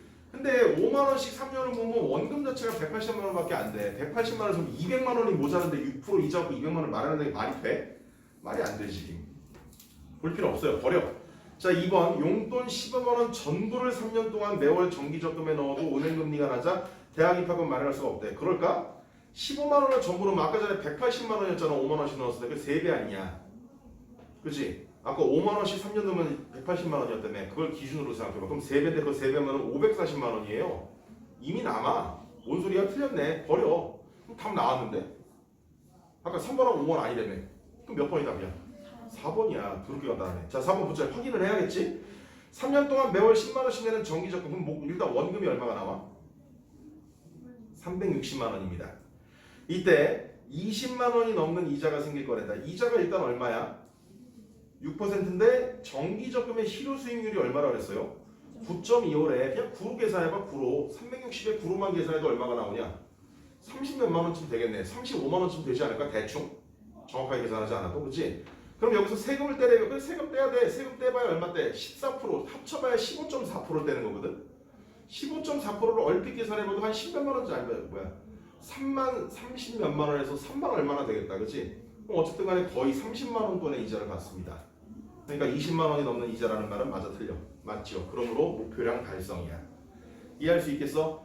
그러니까 이게 풀다 보면 요령이 좀 생기는데 이 요령이 없을 때는 하나하나 다 계산을 하고 앉아 있어요. 알았냐? 1번 같은 경우도 5 곱하기 36 해갖고 다 따져고 180이네. 거기다 어쩜 언제 이런 짓거리 하고 있을 거야. 그치? 그래서 보기에서 나타나 있는 정보를 정확하게 파악해서 답지를 고를 때 중요한 기준이 될 수 있는 포인트를 뽑아내야 돼. 여기서 중요한 말은 일단 연리 6%, 그 다음에 기간은 얼마? 3년, 그 다음에 또 뭐가 나왔어? 단리 계산이다. 그 다음에 또 한 가지가 정기적금의 실효 수익률이 9.25였다는 거. 이것만 잘 생각하면 돼. 알겠습니까? 정답은 4번이다. 이거 4번인 거 확실하게 이해가 되냐? 왜 이걸 내가 질문하냐면은 이것도 보기 속 상황에 숫자를 막 바꾸면 돼. 그럼 문제를 또 변형해서 만들 수가 있단 말이야. 풀 수 있겠어? 풀 수 있어야 된다. 알겠죠? 자, 그 다음에 어휘 문제입니다. 바꿔 쓸 수 없는 것은 2번이지요. 니은이 어디 있습니까? 세 번째 문단 중간쯤인데 계산법이 다르다야. 다르다. 다르다를 용이하다라고 부르는데 용이하다는 쉽다는 뜻입니다. 다르다를 한자로 만들면 상이하다 뭐 이런 정도의 말을 쓸 수가 있겠네요. 자, 그 다음에 신문기사, 요거는 그냥 내용 해설만 좀 해드릴게요. 한국은행이 예상대로 빅스텝, 얼마를 가리켜? 0.5%포인트를 인상, 개념은 알아둬라. 2008년 글로벌 금융위기 이후 약 14년 만에 대출금리는 8%, 예금금리 5% 시대가 연내 현실화될 전망이다. 금리 인상은 고소득자나 부유층에게는 현금 자산을 불릴 기회가 되지만 왜? 돈이 남아도는 사람에게는 어떻게 돼? 어이구 은행에 넣어야지 하면 은행에서 어떻게 돼? 이자 수익이 높아지니까. 반면에 빚을 지고 있어. 예금을 할 수 있는 돈이 있기는커녕 돈이 없어서 빚을 져. 이 사람은 뭐가 올라가는 거야? 대출이자가 올라가는 거잖아. 그러니까 이 사람들은 어떻게 됐어? 더 힘들고 어려워질 수밖에 없겠지. 그치? 그러니까 양극화 현상이라는 것이 드러날 수 있다. 기억하셔야 돼요. 뭔 말인지 알겠습니까? 빅스텝이 한마디로 말하면 큰 걸음이잖아. 그치? 그러니까 예금 금리가 보통 되게 깔짝깔짝 조정이 된단 말이야. 이게 사회 전반에 미치는 영향이 되게 커요. 그러니까 0.5%가 너희가 현실적인 감이 잘 안 와서 무지막지하게 크단 말이야. 예를 들어서 우리가 집 같은 거 사기 위해 대출 받으면 막 100만 원, 200만 원 대출 받냐? 몇 억씩 대출 받잖아. 그치? 그럼 이 사람들이 0.5%가 바뀌었다는 건 굉장히 큰 차이야. 기업 같은 경우는 막 한 번에 수백억씩 대출 받기도 해. 알았니? 그렇기 때문에 어마어마한 차이가 발생될 수가 있습니다. 기준금리 인상이 시작된 지난해 8월 이후 전체 가계와 기업이 부담하는 이자만 얼마가 늘어난대 이러면 64조 원 가량이 늘어난대요. 엄청나지? 자, 한국은행 금융통위원회는 12일 기준금리를 2.5에서 3.0 이게 뭐겠어? 빅스텝이야. 인상한다고 발표했습니다. 한국은행의 빅스텝은 지난 7월 이후 두 번째입니다. 고공행진을 이어가는 소비자 물가와 환율 급등세, 미국과의 금리 교전의 세 가지 이유 체크해. 자, 보통 우리가 금리를 올릴 때 세 가지 상황입니다. 첫 번째는 아까 물가가 굉장히 어떨 때야? 상승률이 클 때야. 그러니까 급등하는 소비자 물가. 네, 또 한 가지로 환율 급등이란 말이 나오는데 이게 잘 봐. 우리가 이런 현상이 생길 수가 있어요. 이게 금리가 너무 낮을 때, 금리를 급격히 올렸다는 것은 너무 낮았기 때문이라고 생각을 해보자고. 금리가 낮으면은 다시 말하면은 투자를 할 매력이 떨어진다는 소리야. 이해가 되냐 무슨 말인지? 투자할 매력이 떨어진다는 것은 아니 예를 들어서 내가 돈을 많이 갖고 있는 사람 투자를 할 때를 찾고 있는데 금리가 낮은 때는 투자를 하겠냐 안 하겠냐? 안 하지. 그러니까 금리가 낮은 상황에서는 외환이 빠져나가는 현상이 발생을 합니다. 뭔 말인지 이해가 돼? 그러니까 우리나라에 있던 외국 자본들이 야 여기 투자 매력이 없어 하고서 다른 나라로 막 빠져나가 버려. 그러면 어떻게 돼? 자국의 외환 보유량이 줄어요. 자국의 외환 보유량이 줄면은 자국 화폐 대비 외국 보유량이 쭉 줄면서 자국 화폐만 많아지는 꼴이 돼. 자국 화폐가 많아진다는 건 무슨 말이야? 화폐 가치는 오히려 떨어진다는 소리야. 양만 늘어나니까. 그래서 어떻게 되죠? 환율이 폭등하는 현상이 발생을 합니다. 그래서 환율 급등세란 말 나와 있지, 그렇지? 이걸 막기 위해서 금리를 올려버리는 거야. 또 한 가지는 미국과의 금리 격차인데 미국은 기본적으로 경제 규모에 있어서 한국보다는 훨씬 선진국이라고 봐야 돼. 그럼 너희가 같은 돈을 갖고 투자를 할 때 똑같은 금리를 제시하는 두 나라가 있다고 쳐보자. 선진국에 투자할래? 후진국에 투자할래? 후진국은 리스크가 커요. 그러니까 일반적으로 같은 금리 비슷한 금리면 선진국에 투자하는 게 유리해. 그러니까 문제는 뭐냐면 미국 금리가 막 올라가. 그러면 미국 시장이 더 어떻게 투자해? 매력이 높아지는 거야. 그러니까 한국 시장은 어쩔 수 없이 또 어떻게 돼? 걔네 쫓아 올라가려고 같이 금리 올리는 거야. 무슨 말인지 알겠어? 그래서 이 빅스텝이라고 하는 현상이 결과적으로 말하면 금리를 큰 폭으로 올리는 현상인데 여기에는 여러 가지 이유가 함께 있다는 소리입니다. 하나님 무슨 말인지 높아지는 소비자 물가, 물가 상승률, 그 다음에 또 한 가지는 뭐라고? 환율의 급등세.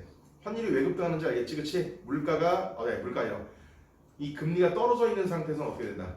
외환이 빠져나간다고. 그러면서 환율이 올라. 그러니까 금리를 올려서 그걸 다시 끌어들이려고 하는 거야. 그래서 환율을 진정시킬 수가 있게 되고. 그 다음에 미국과의 금리 격차가 벌어지면 미국의 금리가 더 높아지면 당연히 어떻게 돼? 투자하는 자금들이 미국으로 가지 우리나라로 안 와. 그래서 그런 이유들, 그걸 좁히려고 하는 이유들 등등등으로 인해서 뭐가? 빅스텝을 실시한다는 소리입니다. 한국은행이 심심해서 한다는 소리가 아니니까요. 그죠? 자, 기준금리가 3%대에 진입한 건 2012년 10월 이후 꼭 10년 만이랍니다. 기준금리 인상으로 대출금리 오름폭은 더 커질 것으로 보인다. 자, 대출금리는 더 올라간대. 그럴 수밖에 없어. 왜냐면 은행들이 기본적으로 이걸로 수익을 올려야 되니까 더 올릴 수밖에 없겠지. 전날 기준 KB국민, 신한, 하나, 우리, NH농협은행 등 5대 은행의 고정형 뭐 어쩌고 나왔는데 주택담보금리는 대출금리는 연 4.89에서 7.028로 상단금리가 7%, 상단금리가 뭐야? 최고금리를 가리켜. 알았니? 7%를 넘었죠. 변동형 주담대라고 하는 주택담보대출을 주려는 말입니다. 상단금리가 6.793으로 7% 넘나들고 있다. 신용대출과 전세대출도 상단금리 아까 6.94, 6.545에 달한다. 자, 뭐 이렇게 설명을 했는데 대출의 종류가 여러 가지가 있다는 소리 정도로 이해를 하시면 되겠고 일단 문제는 이게 크게 올랐구나야. 알겠죠? 한은의 추가 기준금리 인상은 시장금리를 끌어올려 대출금리가 연내 8%대로 진입하고 예금금리도 조만간 5%를 넘어설 전망이다. 예금금리랑 대출금리 중에서는 분명히 대출금리가 높다고 아까 설명했지. 그래야 은행도 돈을 버니까.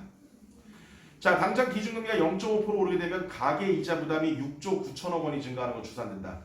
아까 했지만 주택을 뭐 구입하기 위해서 대출한 사람들 이자가 막 올라가니까. 지난 6월 말 현재 가계대출 잔액 1757조 9천억 원이 된다. 굉장히 많네. 이게 실제 뭐야? 대출에 간 원금이야. 여기에 예금은행 가계대출 중 변동금리 비중 8월 말로 78.5 대출금리 인상 추정치를 대입한 결과입니다. 공식은 이렇게 해서 세웠대요. 자, 대출자 한 사람이 부담하는 연간이자도 32만 1천원 가량으로 늘어난다. 알겠습니까? 이런 식으로 결국은 뭐가 된다? 빅스텝으로 인해서 대출금리가 특히 큰 폭으로 올랐다는 걸 보여줘. 대출금리 때문에 대출을 한 사람들의 이자 부담이 결국은 어떻게 된다? 커진다는 소리입니다. 아시겠죠? 자, 뒷페이지를 보시면 지난해 8월 이후 이달까지 기준금리가 2.5에서 2.5 수직 상승을 하면서 증가한 가계 연간 이자 부담액은 34조 5천억 원. 그래서 대출자 한 사람당 161만 원이 부담이 생겼대. 여기에 이른다. 한국은행이 11월에도 추가 금리 인상을 단행하면 또 올라갈 거라는데 가계가 지난 15개월 동안 부담해야 되는 추가 이자액은 38조 원 가량으로 불어난다. 똑같은 말이라고 생각하면 되겠죠? 근데 지금 상황은 뭐야? 빅스텝을 했어. 근데 문제는 뭐냐면 이걸로 해소가 안 된다는 얘기야. 그러니까 한국은행이 추가 금리 인상 계획이 있다는 소리고 추가적으로 금리가 인상되면 당연히 어떻게 된다는 소리예요? 이자 부담이 커질 수밖에 없다는 소리입니다. 한국은행은 최근 국정감사 제출 자료에서 금융부채를 가진 빚을 졌다는 소리지. 대출받았고 38만 가구가 소득의 40% 이상을 원리금 상환에 쏟아. 원리금이 뭐야? 내가 예를 들어 돈을 1억 빌렸으면은 이걸 갚을 때 어떻게 갚아? 1억을 한 번에 시원하게 빡 갚는 게 아니라 그걸 잘게 쪼개. 알았냐? 뭐 한 달에 100만 원. 거기에 이자를 합쳐. 그래서 원금 이자금을 합쳐서 조금씩 갚는 게 원리금 상환이거든. 알았니? 원리금 상환. 근데 문제는 뭐냐면 40% 이상이 여기 들어간대. 그러니까 월급 막 100만 원 벌으면 어떻게 돼? 40만 원 이상에도 꼬라박고 있는 거야. 알겠죠?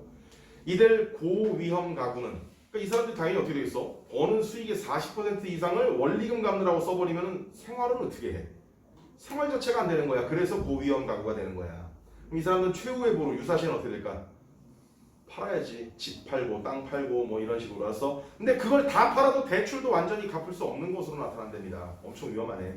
고위험 가구가 보유한 금융부채는 전체 금융부채의 6.2%인 69조 4천억 원에 이른다. 자, 그래서 빅스텝이라는 것이 필요해. 아까 얘기했던 세 가지 이유 때문에. 근데 문제는 이로 인해서 어떤 사람들, 소외된 사람들이지 경제적으로, 그렇지? 그러니까 일단 기본적으로 뭐 수익이 낮고, 그다음에 지금 얘기한 것처럼 고위험 가구들 문제가 점점 심각해진다는 얘기입니다. 회사채 금리가 크게 올라 은행 대출로 자금을 조달하는 기업들도 버티기 힘들긴 마찬가지다. 자, 개인만 그래? 회사도 그렇다는 얘기입니다. 한국경제연구원에 따르면 기준금리 0.5% 인상으로 기업 대출 금리가 0.52% 오른다고 가정합시다. 수수료랑 은행 뭐 이율 이런 거. 기업들이 더 내야 되는 이주는 그게 실질적으로 얼마? 0.52%가 오르면 6조 1,250억 원 수준으로 추산이 된대. 지난해 8월 이후 기준금리 2.5% 이상으로 늘어난 기업들의 이자 부담은 30조 원을 훌쩍 넘는 계산이 나온다. 자, 그래서 기업도 결국 어떻게 돼?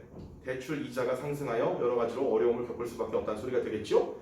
이미 4% 후반대로 진입한 은행 예금 금리도 5%. 이번엔 예금이야, 예금. 알았냐? 대출 말고 이번엔 예금 금리 5% 시대가 눈앞이래. 은행 예금 금리는 불과 한 달 전까지만 해도 연 3% 초반이었으나 최근 최고 연 4.65까지 뛰었다. 우리은행의 비대면 전용 정기예금인 원플러스 예금은 1년제 예금이 4.65로 제일 높고 K뱅크 어쩌저쩌 소개를 했어요. 5대 시중은행 정기 예적금 잔액은 지난달 말 현재 799조 8,141억 원으로 불어났고 사상 처음으로 800조 원을 돌파할 전망이다. 무슨 말이겠어?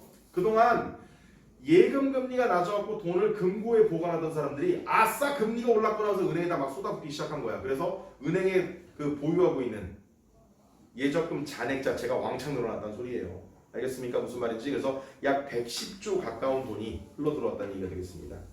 자, 그러니까 어떻게 되겠어? 지금 이렇게 예금을 맡길 수 있는 사람들은 결국 뭐겠어요? 돈이 여유가 있는 사람들이지. 그러니까 이 사람들은 돈을, 그러니까 부익부 말 그대로 가난한 사람은 돈 좀 빌렸는데 이자가 점점 늘어나니까 더 가난해지겠지, 그렇지? 부익부 빈익빈의 양극화 현상이라는 것이 가속화될 수밖에 없다는 얘기입니다. 그러면 이런 현상을 생각하면 빅스텝을 사실은 어때? 하지 말라는 게 아니라 굉장히 신중하게 해야 된다는 얘기야. 그게 결론이야. 알겠니? 무슨 말인지? 자, 시중은행 관계자는 대출금리가 최고 8%까지 오르고 정기예금 금리가 5%를 넘어선 건 글로벌 금융위기 직후인 2009년 1월이 마지막이었던 것으로 기억한다면 그 굉장히 어때? 거의 한 10몇 년 만에 그래서 이런 현상이 나왔고 예금금리 인상은 빚이 적고 현금 자산이 많은 고소득자에게는 당연히 어떻게 돼? 유리하겠죠. 하지만 대출금리 인상으로 취약계층은 더 어려워지는 부익부 빈익빈 양극화 현상은 더 가속화될 수밖에 없다는 얘기입니다. 자, 이렇게 해서 기사 내용 꼭 기억을 하시고요. 자, 마지막 지문입니다. 이 지문을 좀 잘 이해해야 돼. 여기서 너희가 환율 계산할 때 실질 환율을 자꾸 엉뚱한 짓을 하고 틀린 경우가 있더라고. 보자, 첫 번째 문단. 가격이 시장에서 수요자와 공급자들의 의사결정을 조절하는 기능을 수행하던. 무슨 말인지 알겠어? 가격이라는 게 올라가면 어떻게 돼? 수요가 줄어요, 기본적으로. 반면에 공급은 늘어나지. 이거 이해되지? 무슨 말인지. 그치? 아까 자금 말고 이번엔 상품으로 생각해봐. 상품의 가격이 올라가면 어이구 못 사겠다. 수요는 주는데 생산하는 사람 입장에서는 더 돈을 벌기 위해잖아. 그래서 이게 생산과 공급이 가격에 의해서 막 맞춰진다는 소리야. 알겠어? 그러듯이 두 번째 줄 국제 가격도 국제 거래에서 수요자와 공급자들의 의사결정을 조절하는 역할을 한다. 똑같다는 얘기입니다. 그런데 여러 국제 가격 중에서 대표적인 것으로 명목 환율과 실질 환율을 들 수 있다. 잠깐. 그러니까 이 명목 환율, 실질 환율이 국제 가격 중에 하나란다. 국제 가격. 이해가 되니 무슨 말인지? 그러니까 왜 가격이란 말을 썼을까? 환율을. 1달러를 1,000원에 사올 수 있잖아. 그치? 그러니까 환율을 가격이란 말을 쓸 수가 있어요. 알겠습니까? 그래서 그렇게 일단 기억을 하셔야 돼요. 국제 가격 중에 뭐가 있다? 명목 환율과 실질 환율이 있다. 자, 중심 화제를 소개를 했습니다. 두 번째 문단 빨리 보자. 명목 환율은 한 나라의 통화와 다른 나라 통화 사이의 교환 비율이다. 체크. 명목 환율. 이게 흔히 우리 뉴스에 환율이 1,300원을 돌파했고 어쩌고 저럴 때 그 환율이야. 알았니? 무슨 말인지 알겠어? 자, 한 나라의 통화와 다른 나라 통화 사이의 교환 비율. 근데 보통 이 다른 나라 통화는 어느 나라 통화를 써? 미국 달러를 씁니다. 미국 달러가 기축 통화라고 그러죠. 밑에 나와 있지만 주된 교환수단으로 쓰이는 여러 나라의 통화 중에 하나다라고 해서 나와 있지. 그치? 그래서 미국의 달러가 기축 통화이기 때문에 많은 나라에서 1달러와 교환되는 자국 화폐 단위를 표시하는 방법을 채택하는 경우가 있다. 우리도 그래요. 가령 1달러가 우리나라 원화 1,000원과 교환된다면 원달러 명목 환율은 1,000원 달러로 표시를 합니다. 뭔 말인지 알겠지? 1,000원과 1달러가 같은 값이야. 만일 1달러와 교환되는 원화가 1,100원이 되어서 원달러 명목 환율이 상승하면 그래서 봐봐. 상승과 하락이란 말을 이해를 해야 되는데 우리나라 돈을 기준으로 해. 1달러는 고정이고 얘가 기준이니까 기준이 되는 1달러를 고정하고 거기에 대응하는 우리나라 돈의 액수가 커지면 환율이 상승했다 그러고 그 액수가 줄면 환율이 하락했다고 부릅니다. 이해가 됐어요? 무슨 말인지? 이거 환율이 올랐다 내렸다 말 자체를 구별 못하면 안 된단 말이야. 자, 보자고. 지금 우리가 말하는 건 명목 환율입니다. 자, 일단 기준을 먼저 잡자고. 기준을 1,000원 대 1달러라고 해보자고. 이럴 때, 자, 1달러 기준은 계속 그대로 있어야 돼. 이게 1,100원이 됐어. 또는 900원이 됐어. 그럼 이 상황을 우리가 뭐라 불러? 기준보다 원화 가치가 아니라 원화의 액수만 커져버렸지, 그치? 이 상황을 우리가 환율의 상승이라고 부르고요. 1달러 대비 기준 1,000원에서 액수만 900원으로 주면 이걸 환율의 하락이라고 부릅니다. 근데 중요한 건 뭐냐면은 환율의 상승이라는 것을 뭘로 봐야 되냐면 자국 화폐의 가치라는 걸로 이해를 해야 돼.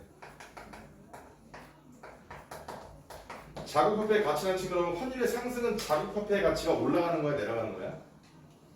1달러를 예전엔 1,000원으로 바꿀 수 있는데 1,000원에 100원을 더 줘야 돼. 그럼 내 돈 가치는 어떻게 된 거야? 떨어진 겁니다. 자국 화폐의 가치가 하락을 했다는 소리고. 자, 전에는 1달러를 1,000원 주고 바꾸었는데 1,000원 줬더니 100원을 거슬러 줬네. 우리 돈 가치가 어떻게 된 거야? 이때는 상승이지, 그렇지? 그래서 환율하고 자국 화폐의 가치의 상승 하락은 반비례해요. 꼭 기억해야 돼. 알았냐? 굉장히 중요한 문제야. 왜 중요한 문제냐면 이글에서뿐만 아니라 환율에 대한 질문이 무지하게 많이 나와, 경제에서. 근데 이 개념을 모르고 있으면 나중에 뭘 계산하는 문제에서 뭐 엉망진창이 되는 경우가 있어.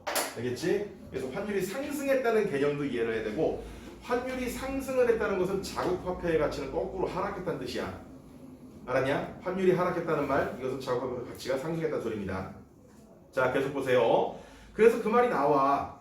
만일 1달러와 교환되는 원화가 1,100원이 되어 원달러 명목 환율 상승 체크해봐라. 그러면 상대적으로 원화의 가치는 하락한다. 가치 체크해서 엮어라. 이해가 됐어? 무슨 말인지? 명목 환율의 상승은 자국 화폐 가치의 하락이다. 반대는 뭐겠어? 당연히 그 반대 현상이 나타나. 같은 원리로 원달러 명목 환율의 하락 체크, 상대적으로 원화의 가치 상승. 자, 그럴 때 명목 환율이 보여줄 수 있는 게 뭔데? 한 나라의 통화가 가진 대외적 가치 체크. 알겠니? 환율이 오르면 대외적 가치가 그만큼 어떻게 추락하는 거야. 알겠어요? 자, 세 번째 문단 볼게요. 실질 환율에 대한 얘기를 해보자. 이 문단이 중요해. 두 나라 사이의 재화나 서비스 교환 비율이다. 재화는 물건이야. 서비스는 뭘까? 우리가 왜 통신 같은 거 이용할 때 통신요금 같은 거 내고 이러잖아. 그치? 뭐 이런 것도 생각해 보세요. 그런 교환 비율로 외국 상품 한 단위와 교환되는 국내 상품 단위수 체크. 실질 환율의 공식입니다. 뭐라고요? 외국 상품 한 단위와 교환되는 국내 상품 단위수로 표시한대. 이게 실질 환율의 개념이기도 하고. 그래서 원달러 이번에 봐봐. 명목 환율의 실질 환율은 어떻게 공식화할 수 있어? 명목 환율과 공식이 뭐야? 명목 환율의 공식은 달러분의 원이야. 그럼 아까 기준으로 얘기하면 1분의 1000 뭐 이런 식으로 계산할 수 있겠지. 그치? 여기다 뭘 곱해? 두 나라 물건값, 다시 말하면 우리나라 가격분의 미국 가격. 요것만 잘 기억하라고. 이것의 곱으로 구합니다. 알겠어요? 그럴 때 원달러 명목 환율이 1,000원이면 어떻게 되는 거야? 1분의 1000이겠지. 1분의 1000. 그리고 우리나라 쌀 1kg 값이 2,000원, 미국 쌀 1kg 값은 같은 양이어야 돼. 같은 양. 같은 양이어야 우리는 2,000원, 미국 쌀은 1달러라고 하자. 그럼 이걸 가지고 그 공식에다 그대로 끼워 놓으면 어떻게 돼? 1분의 1000 곱하기 2000분의 1이니까 2분의 1, 0.5가 된다고. 근데 이 수치의 의미를 이해해야 돼. 공식 자체를 계산하는 건 어렵지가 않지. 그치? 근데 이 수치의 의미가 뭔데요? 이것은 자 체크. 미국 쌀 1kg와 그 다음에 우리 쌀이 얼마가 돼? 우리 쌀이 0.5라는 소리야. 근데 그게 뭐야? 그게 같은 값으로 교환된다는 것은 체크했어? 2분의 1이 아까 공식으로 답이 나왔잖아. 그 2분의 1이 의미하는 게 뭔데요? 미국 쌀이 1일 때 우리가 0.5, 2분의 1이라는 소리야. 그럼 그게 의미하는 바는 뭔데? 똑같은 돈으로 미국 쌀은 얼마 살 수 있어? 1kg 살 수 있을 때 우리나라 쌀은 얼마 살 수 있어? 0.5kg, 2분의 1kg밖에 못 산다는 소리야. 그러니까 같은 가격일 때, 아니 같은 금액으로 살 수 있는 그 쌀의 양 자체가 우리나라가 훨씬 절반밖에 안 되지, 그치? 그럼 어느 나라 쌀값이 비싼 거냐? 우리나라 쌀값이 비싼 소리밖에 안 돼. 무슨 말인지 알겠어? 미국처럼 1kg 살려면 2배의 돈을 줘야 한다는 소리라고 결국 이게. 자, 그래서 체크를 좀 해봅시다. 여기요. 우리나라 쌀값이 미국 쌀값의 2배. 이게 너희가 공식하고 반대의 결과처럼 나오기 때문에 되게 헷갈린단 말이야. 왜? 공식의 결과는 얼마가 나왔어? 0.5가 나왔지, 그치? 0.5가 나와서 그게 우리나라 쌀값이 0.5라는 소리야. 근데 왜 우리나라 쌀값이 2배예요? 0.5라면서? 이렇게 헷갈려 한단 말이야. 뭐가 헷갈리는 포인트인지 알겠어? 여기서 이 공식에 따라 실질 환율 공식에 따라 틀리마. 실질 환율 공식에 따라 나온 값은 미국의 재화를 1로 놨을 때 우리나라 재화의 값을 나타내. 알겠니? 그럴 때 이 예를 들어서 말한 공식에 따르면 0.5, 즉 2분의 1 나왔잖아. 그치? 그러면 미국 쌀값이 1일 때 우리나라 쌀값이 0.5란 소리인데 그게 무슨 의미냐면은 결국은 뭐다? 같은 돈으로 미국 쌀은 1kg를 살 수가 있는데 우리나라 쌀은 절반밖에 못 산다는 소리니까 우리나라 쌀값이 그만큼 결과적으로 2배가 비싸다는 소리야. 관계 이해돼? 공식에 의해 나온 숫자가 적으면 그만큼 비싼 거야. 무슨 말인지 알겠어? 공식에 의해 나온 숫자가 1보다 크면 그만큼 우리가 더 싼 거라고 생각해야 된다고. 알겠어요? 자, 중요한 문제 또 나옵니다. 자, 보세요. 이제 뭐가 나오는지 보자. 만일 잘 체크해봐. 우리나라 쌀값이 미국 쌀값보다 상승폭이 크면 이 말을 기억해. 상승폭. 이게 무슨 말일까? 상승폭이 크다는 건. 상승폭. 값이 올랐는데 미국 쌀값은 예를 들어서 얼마큼 올랐어? 우리나라 돈으로 환산했을 때 500원 올랐는데 우리나라 쌀값은 예를 들어 1,000원이 올라버린 거야. 자, 그럼 봐봐. 상승폭이 되면 분자 분모로 봤을 때 분모가 어떻게 되는 거냐? 빠르게 더 커진 거라고 봐야 돼. 무슨 말인지 이해가 되니? 우리나라 쌀값이 미국 쌀값보다 크다는 상승폭이 크다는 말은 공식상 분모가 더 커지게 되는 거야. 분모가 커졌다는 건 수 자체는 어떻게 된 거니? 수 자체는 분모가 커지면 작아지죠. 무슨 말인지 알겠어? 분모가 커진다는 거는 이 분수의 값이 자체가 어떻게 되는 거야? 작아지는 거잖아. 그치? 그러니까 어떻게 되겠어? $1 실질환율이 하락하게 된다. 왜? 결과적으로 어떻게 되는 거야? 이게 더 커진다는 것은 분모가 커진다는 건. 너 이거 잘 이해해야 돼. 거기 제발 내용 좀 똑바로 봐봐. 만일 우리나라 쌀값이 미국 쌀값보다 상승폭이 되면 공식 부분에서 뭐가 커지는 거야? 이런 얘기야. 아이고 씨. 너희 그 교재에 나와 있는 그 공식을 그대로 빌려서 쓰면은 자 아까 전에 뭐였어? 1달러분의 1,000원이었지 일단 곱하기 얼마였어? 얼마였어? 우리나라 쌀값 2,000원 미국 쌀값 1달러 이렇게 얘기했었단 말이야. 그치? 그럼 이 값은 일단 2분의 1이 나와. 뭔 말인지 알겠어? 그런데 지금 만일에서 제시한 거는 뭐냐면은 미국 쌀값이 예를 들어서 1달러에서 2달러로 올랐는데 우리나라 쌀값은 예를 들어서 6,000원 올랐다고 쳐봐. 그럼 얘는 2달러가 되고 얘는 6,000원으로 돼버리면 어떻게 돼? 그러면 3분의 1이 나와버리지 그치? 뭔 말인지 알겠냐? 그러면 결과적으로 어떻게 되는 거야? 우리나라 쌀값은 더 비싸진 꼴이 되는 거야. 뭔 말인지 알겠니? 자 그래서 거기 나와 있는 것처럼 뭐라고 다시 한번 봐봐. 그래서 여기 나와 있는 것처럼요. 만일 뭐라고 나와 있어? 어딘 찾았니? 세 번째 문단의 중간 좀 아래 보고 있는 거다. 중간 좀 아래. 중간쯤 되겠다. 만일 우리나라 쌀값이 미국 쌀값보다 상승폭이 크면 그러니까 실제로 한번 너희가 이해하기 쉽게 값을 넣어봐.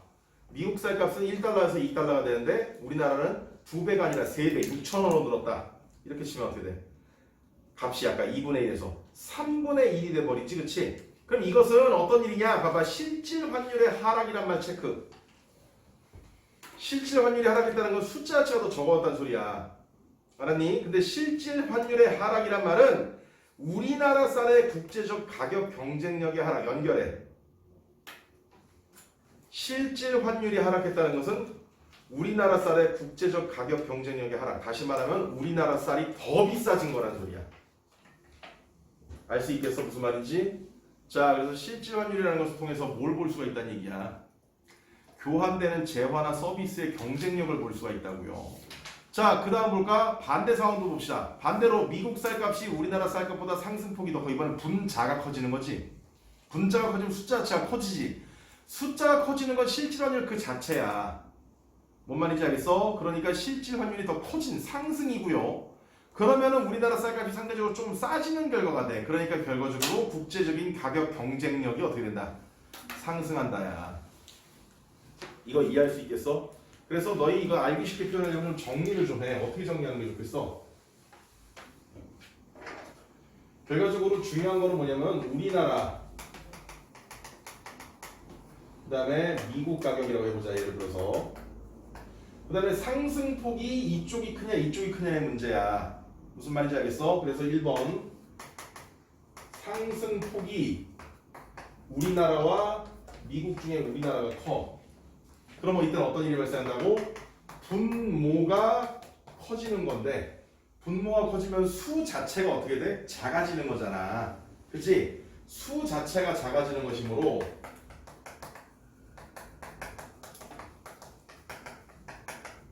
그래서 어떻게 돼? 실질 환율도 어떻게 된다? 작아지는 거야.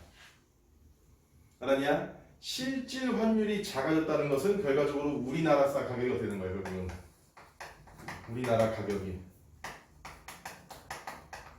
더 올라가는 거야. 그럼 당연히 국제적인 가격 경쟁력은 어떻게 될까? 내려오겠지. 알겠어? 잘 정리해야 돼, 제발. 그럼 반대로 상승폭이 우리나라와 미국이 있을 때 미국이 더 커. 그럼 이때는 분자가 어떻게 되는 거니? 저기서 분자가 커져. 분자가 커진다는 거는 수 자체가 어떻게 되는 거야? 커지는 것이고 이것은 결과적으로 실질 환율이 어떻게 된다? 올라간다는 의미이며 우리나라 가격이 상대적으로 어떻게 돼? 상대적으로 떨어져서 국제적인 가격 경쟁력이 어떻게 된다? 올라간다는 소리야. 알겠어? 제발 잘 좀 기억해라. 적응식을 기준으로 생각해야 돼. 적응식. 왜냐면요, 가격 상승폭이 변동될 때 곱하기 할 때 앞에 항목인 명목 환율은 기준으로 그대로 있다고 생각해야 돼. 걔는 바뀌지가 않아. 알았냐? 곱하기 항목에서 뒤에 있는 요 가격 항목에서 변화가 생긴다는 걸로 이해를 해야 되거든. 그러다 보니까 지금처럼 상승폭이 분자가 커지냐 분모가 커지냐에 따라서 결과적으로는 실질 환율이 따라가서 커지고 따라가서 떨어지고, 거기에 따라서 뭐 국제 가격 경쟁력도 같이 변하게 된다는 소리입니다. 근데 가격 경쟁력과 실제 해당되는 가격은 또 역으로 된다고 기억을 해야겠지. 그렇지? 우리나라 물건의 가격이 올라가면 올라갈수록 경쟁력은 떨어지니까 정비례 관계로 설명할 수 있는 게 있고 반비례 관계로 설정되는 게 있어. 구별을 좀 하란 말이에요. 다 써버린 거야 그냥. 알았지? 자, 이렇게 이해를 하시면 되겠습니다. 그래서 자, 세 번째 문단 마무리입니다. 디귿 옆에 한 나라 상품의 국제적인 가격 경쟁력을 측정하는 널리 이용된 체크. 뭐를? 실질 환율을. 마무리입니다. 한 나라의 실질 환율은 재화나 서비스의 수출과 수입에 영향을 미치는 중요한 변수입니다. 수출과 수입의 영향. 체크.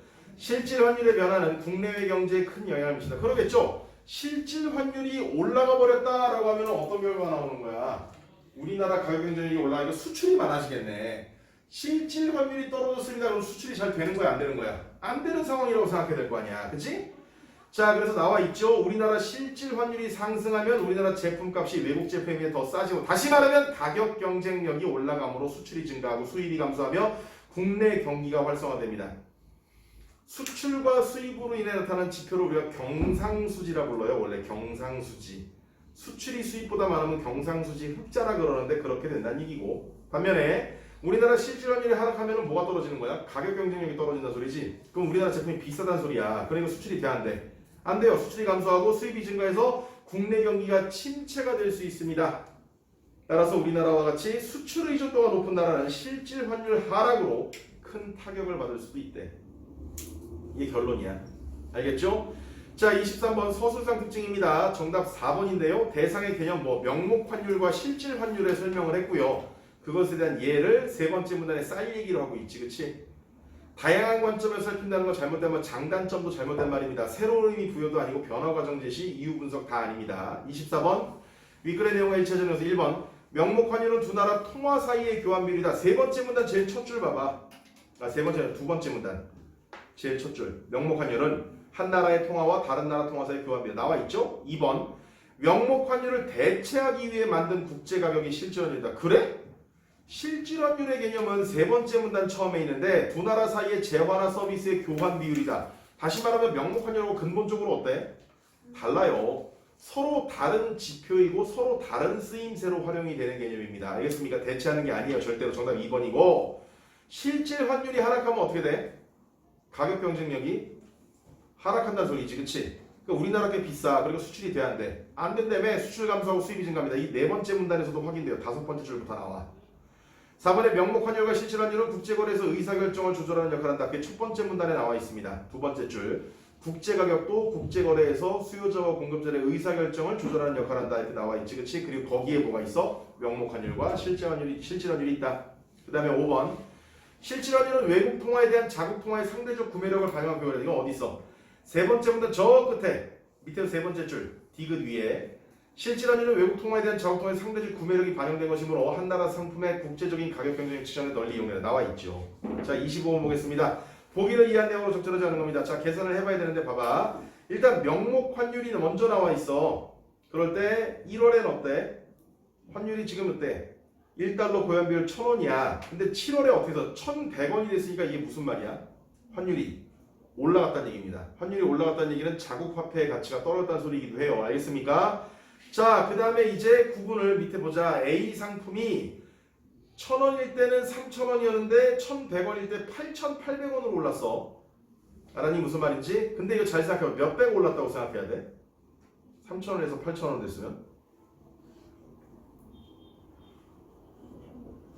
이게 지금 봐봐. 보면은 어떻게 된 거야? 이게 그러면은 옆에 있는 달러와 미국 상품의 한번 가격 비교해보자. 미국 상품은 3달러에 4달러로 올라가거든. 그러니까 이걸 계산을 어떻게 두 번을 해야 돼요. 어쩔 수 없이. 자, 그럼 1번 원달러 명목 환율은 달러화를 기준으로. 그래. 원달러 대비니까 당연히 달러화 기준이라서 당연히 맞죠. 2번에 1월과 비교할 때 7월의 원화의 가치나 하겠다. 왜냐면 환율이 명목 환율은 100원이 상승이야. 명목 환율이 상승했다는 것은 자국 화폐 가치는 떨어졌다는 소리니까 2번도 맞지 당연히. 그지? 근데 3번 1월에는 두 나라의 상품 A 상품에 대한 상대적 구매를 같다고 볼 수 있겠구나. 왜? 왜냐면은 봐봐. 우리는 어떻게 돼 있어? 3,000원이고 미국은 3달러잖아. 그치? 그러니까 1,000원당 1달러일 때 우리가 3,000원 미국 3달러라는 것도 어떻게 공식으로 세우면 똑같잖아. 1이야 1. 1분의 1000 곱하기 3000분의 3 계산하면 돼 이건. 그냥 1이야 1. 그러니까 당연히 어떻게 됐어 이때는. 구매력이 같구나. 알겠죠? 무슨 말인지? 공식 계산할 수 있지. 자, 근데 4번 7월 원달러 실질 환율을 볼 때 실질 환율을 어떻게 계산해야 돼? 계산 어떻게 해야 돼? 1분의 1100 곱하기 어떻게 해야 되니? 우리나라 돈이 얼마야? 8,800원이라네. 8,800원에 얼마? 4달러잖아. 공식해. 아, 이거 또 써줘야 돼? 이해할 수 있겠어? 실질 환율을 계산하라 그러면은 명목 환율에다가 물건값을 곱해야 돼요. 그러니까 어떻게 계산해야 돼? 지금 보면은 여기서 7월이야 기준은. 그러면 1달러가 얼마야? 1,100원이었을 때란 얘기야. 곱하기 우리나라 돈 얼마야? 우리나라 가격이 얼마야? 8,800원이네. 그렇지? 그 다음에 미국은 얼마야? 4달러잖아. 그렇지? 그러니까 약분하면 될 거 아니야. 이렇게 어떻게 돼? 얘가 8분의 4니까 결과적으로 얼마가 나와? 2분의 1이라는 얘기야. 근데 1월 기준은 1이었거든? 1월 기준이 1이었는데 7월에 가서 2분의 1로 변했다는 것은 결과적으로 어떻게 돼? 분모가 커진 거지? 분모가 커진 거고 결과적으로 숫자 자체가 작아진 거니까 실질 환율이 어떻게 했다고 봐야 돼? 상승이야 하락이야? 하락이라고 봐야지. 이해가 됩니까? 무슨 말인지? 지금 보면은 이 표를 통해서 알 수 있는 건 뭐냐면요. 계산을 두 번 해보면 알아. 알았냐? 실질 환율을 계산해봤더니 1월에 비해서 7월의 실질 환율이 어떻게 되구나? 떨어졌구나야. 1에서 얼마로? 0.5로. 명목 환율은 어떻게 됐어? 1,000원에서 1,100원으로 상승했다야. 이 표를 보고 너희가 끌어낼 수 있는 게 지금 명목 환율, 실질 환율을 끌어내야 되는데 명목 환율을 먼저 정리하면은 1월에서 7월 사이의 명목 환율은 1,000원에서 1,100원으로 상승. 이해가 됐어? 실질 환율은 1에서 0.5로 하락이야. 그리고 실질 환율의 하락이라는 것은 무슨 말이겠어요? 우리나라 상품이 사실 2배가 비싸진 거라 그랬지. 그치? 그러니까 4번이 맞아요. 이해가 되냐 무슨 말인지? 그 계산을 어떻게 해야 돼? 미국계 1일 때 우리께 0.5란 소리니까 같은 돈으로 우리나라께 0.5밖에 못 산다는 소리라고. 그래가지고 우리나라께 2배가 비싸다는 소리입니다. 알겠어? 그러니까 결국은 이 보기 속에 있는 실질 환율은 지문 속의 세 번째 문단하고 거의 비슷한 상황이라고 봐야 돼. 0.5, 2분의 1이 나왔으니까. 알겠니? 그럼 5번이 결국 답인데요. 1월과 비교할 때 7월에 우리나라 A 상품의 원달러 실질 환율이 상승했댄다. 상승이야? 아니라니까 1에서 2분의 1로 어떻게 됐다고? 하락했다고요. 알겠습니까? 이것도 숫자 바꿔서 냈을 때 맞힐 수 있겠어? 공식만 정확하게 계산하면 되겠지, 그치? 명목 환율대로 계산을 따로 해야 돼. 명목 환율인데 계산이랄 게 없이 그냥 보면 되잖아. 1,000원에서 1,100원으로 올랐네. 끝? 그치? 실질 환율만 잘 계산하면 된다고. 알았니? 여기서 지금 두 개의 시기, 1월과 7월이라고 하는 두 개의 시기가 나왔기 때문에 1월의 실질 환율과 7월의 실질 환율만 정확하게 계산을 하면 되고 그 값을 대입할 때 조심을 해야 돼. 7월의 실질 환율이 0.5가 나왔다는 것은 우리나라 물건이 0.5배 반값이다 싸단 소리가 아니야. 절대로. 뭐라고? 미국 거 하나 살 때 우리 반개밖에 못 산다는 소리로 우리나라께 실제로 2배가 비싸다는 소리입니다. 알겠죠? 실질 환율의 개념은 정확하게 이해를 해야 돼요. 0.5가 나왔다고 우리나라 물건값이 반이라는 소리가 아니야. 오히려 2배라는 소리입니다. 그래서 5번 틀렸고요. 자, 사전적임이 잘못된 건 2번입니다. 지금 니은을 보시면 경향이란 말이 나와 있는데 경향이라는 건 뭐야? 어떤 방향으로 기울어지는 것을 가리켜. 나는 어떤 걸 좋아하는 경향이 있어. 글로 기울어져 있다는 소리지. 그치? 근데 여기 2번에 나와 있는 어떤 이런 현상을 앞장서서 이끌고 간다는 건 선도라는 말의 뜻입니다. 정답은 일단 2번으로 보시면 되고 나머지 다 맞는 말입니다. 나머지 맞는 단어도 확인 좀 해도 단어 문제 낼 때 문제 내기 쉽잖아. 그치? 얘는 맞게 고치고 딴 거 하나 슬쩍 바꾸면 다른 문제를 바꾸잖아. 그치? 그런 것도 잘 이해하시면 되겠어요. 자, 일단 이렇게 해서 경제지문 신문기사를 포함해서 다시 한번 살펴봤는데 지금 수업을 하면 너희 얼굴을 보니까 다 까먹었나 봐. 반응이 시원치가 않아 일단. 알겠어? 특히 마지막에 나와 있는 실질 환율이 조금 어렵다 개념이. 근데 공식만 잘 이해하고 이 공식을 통해서 나타난 값을 어떻게 적용하느냐만 이해하면 끝나는 문제야. 알겠어? 자, 이렇게 해서 다시 한번 잘 경제지문도 정리를 하시길 바랍니다. 자, 잠시 쉬었다가 이따가 결혼 투표 한번 해봐야지, 그렇지?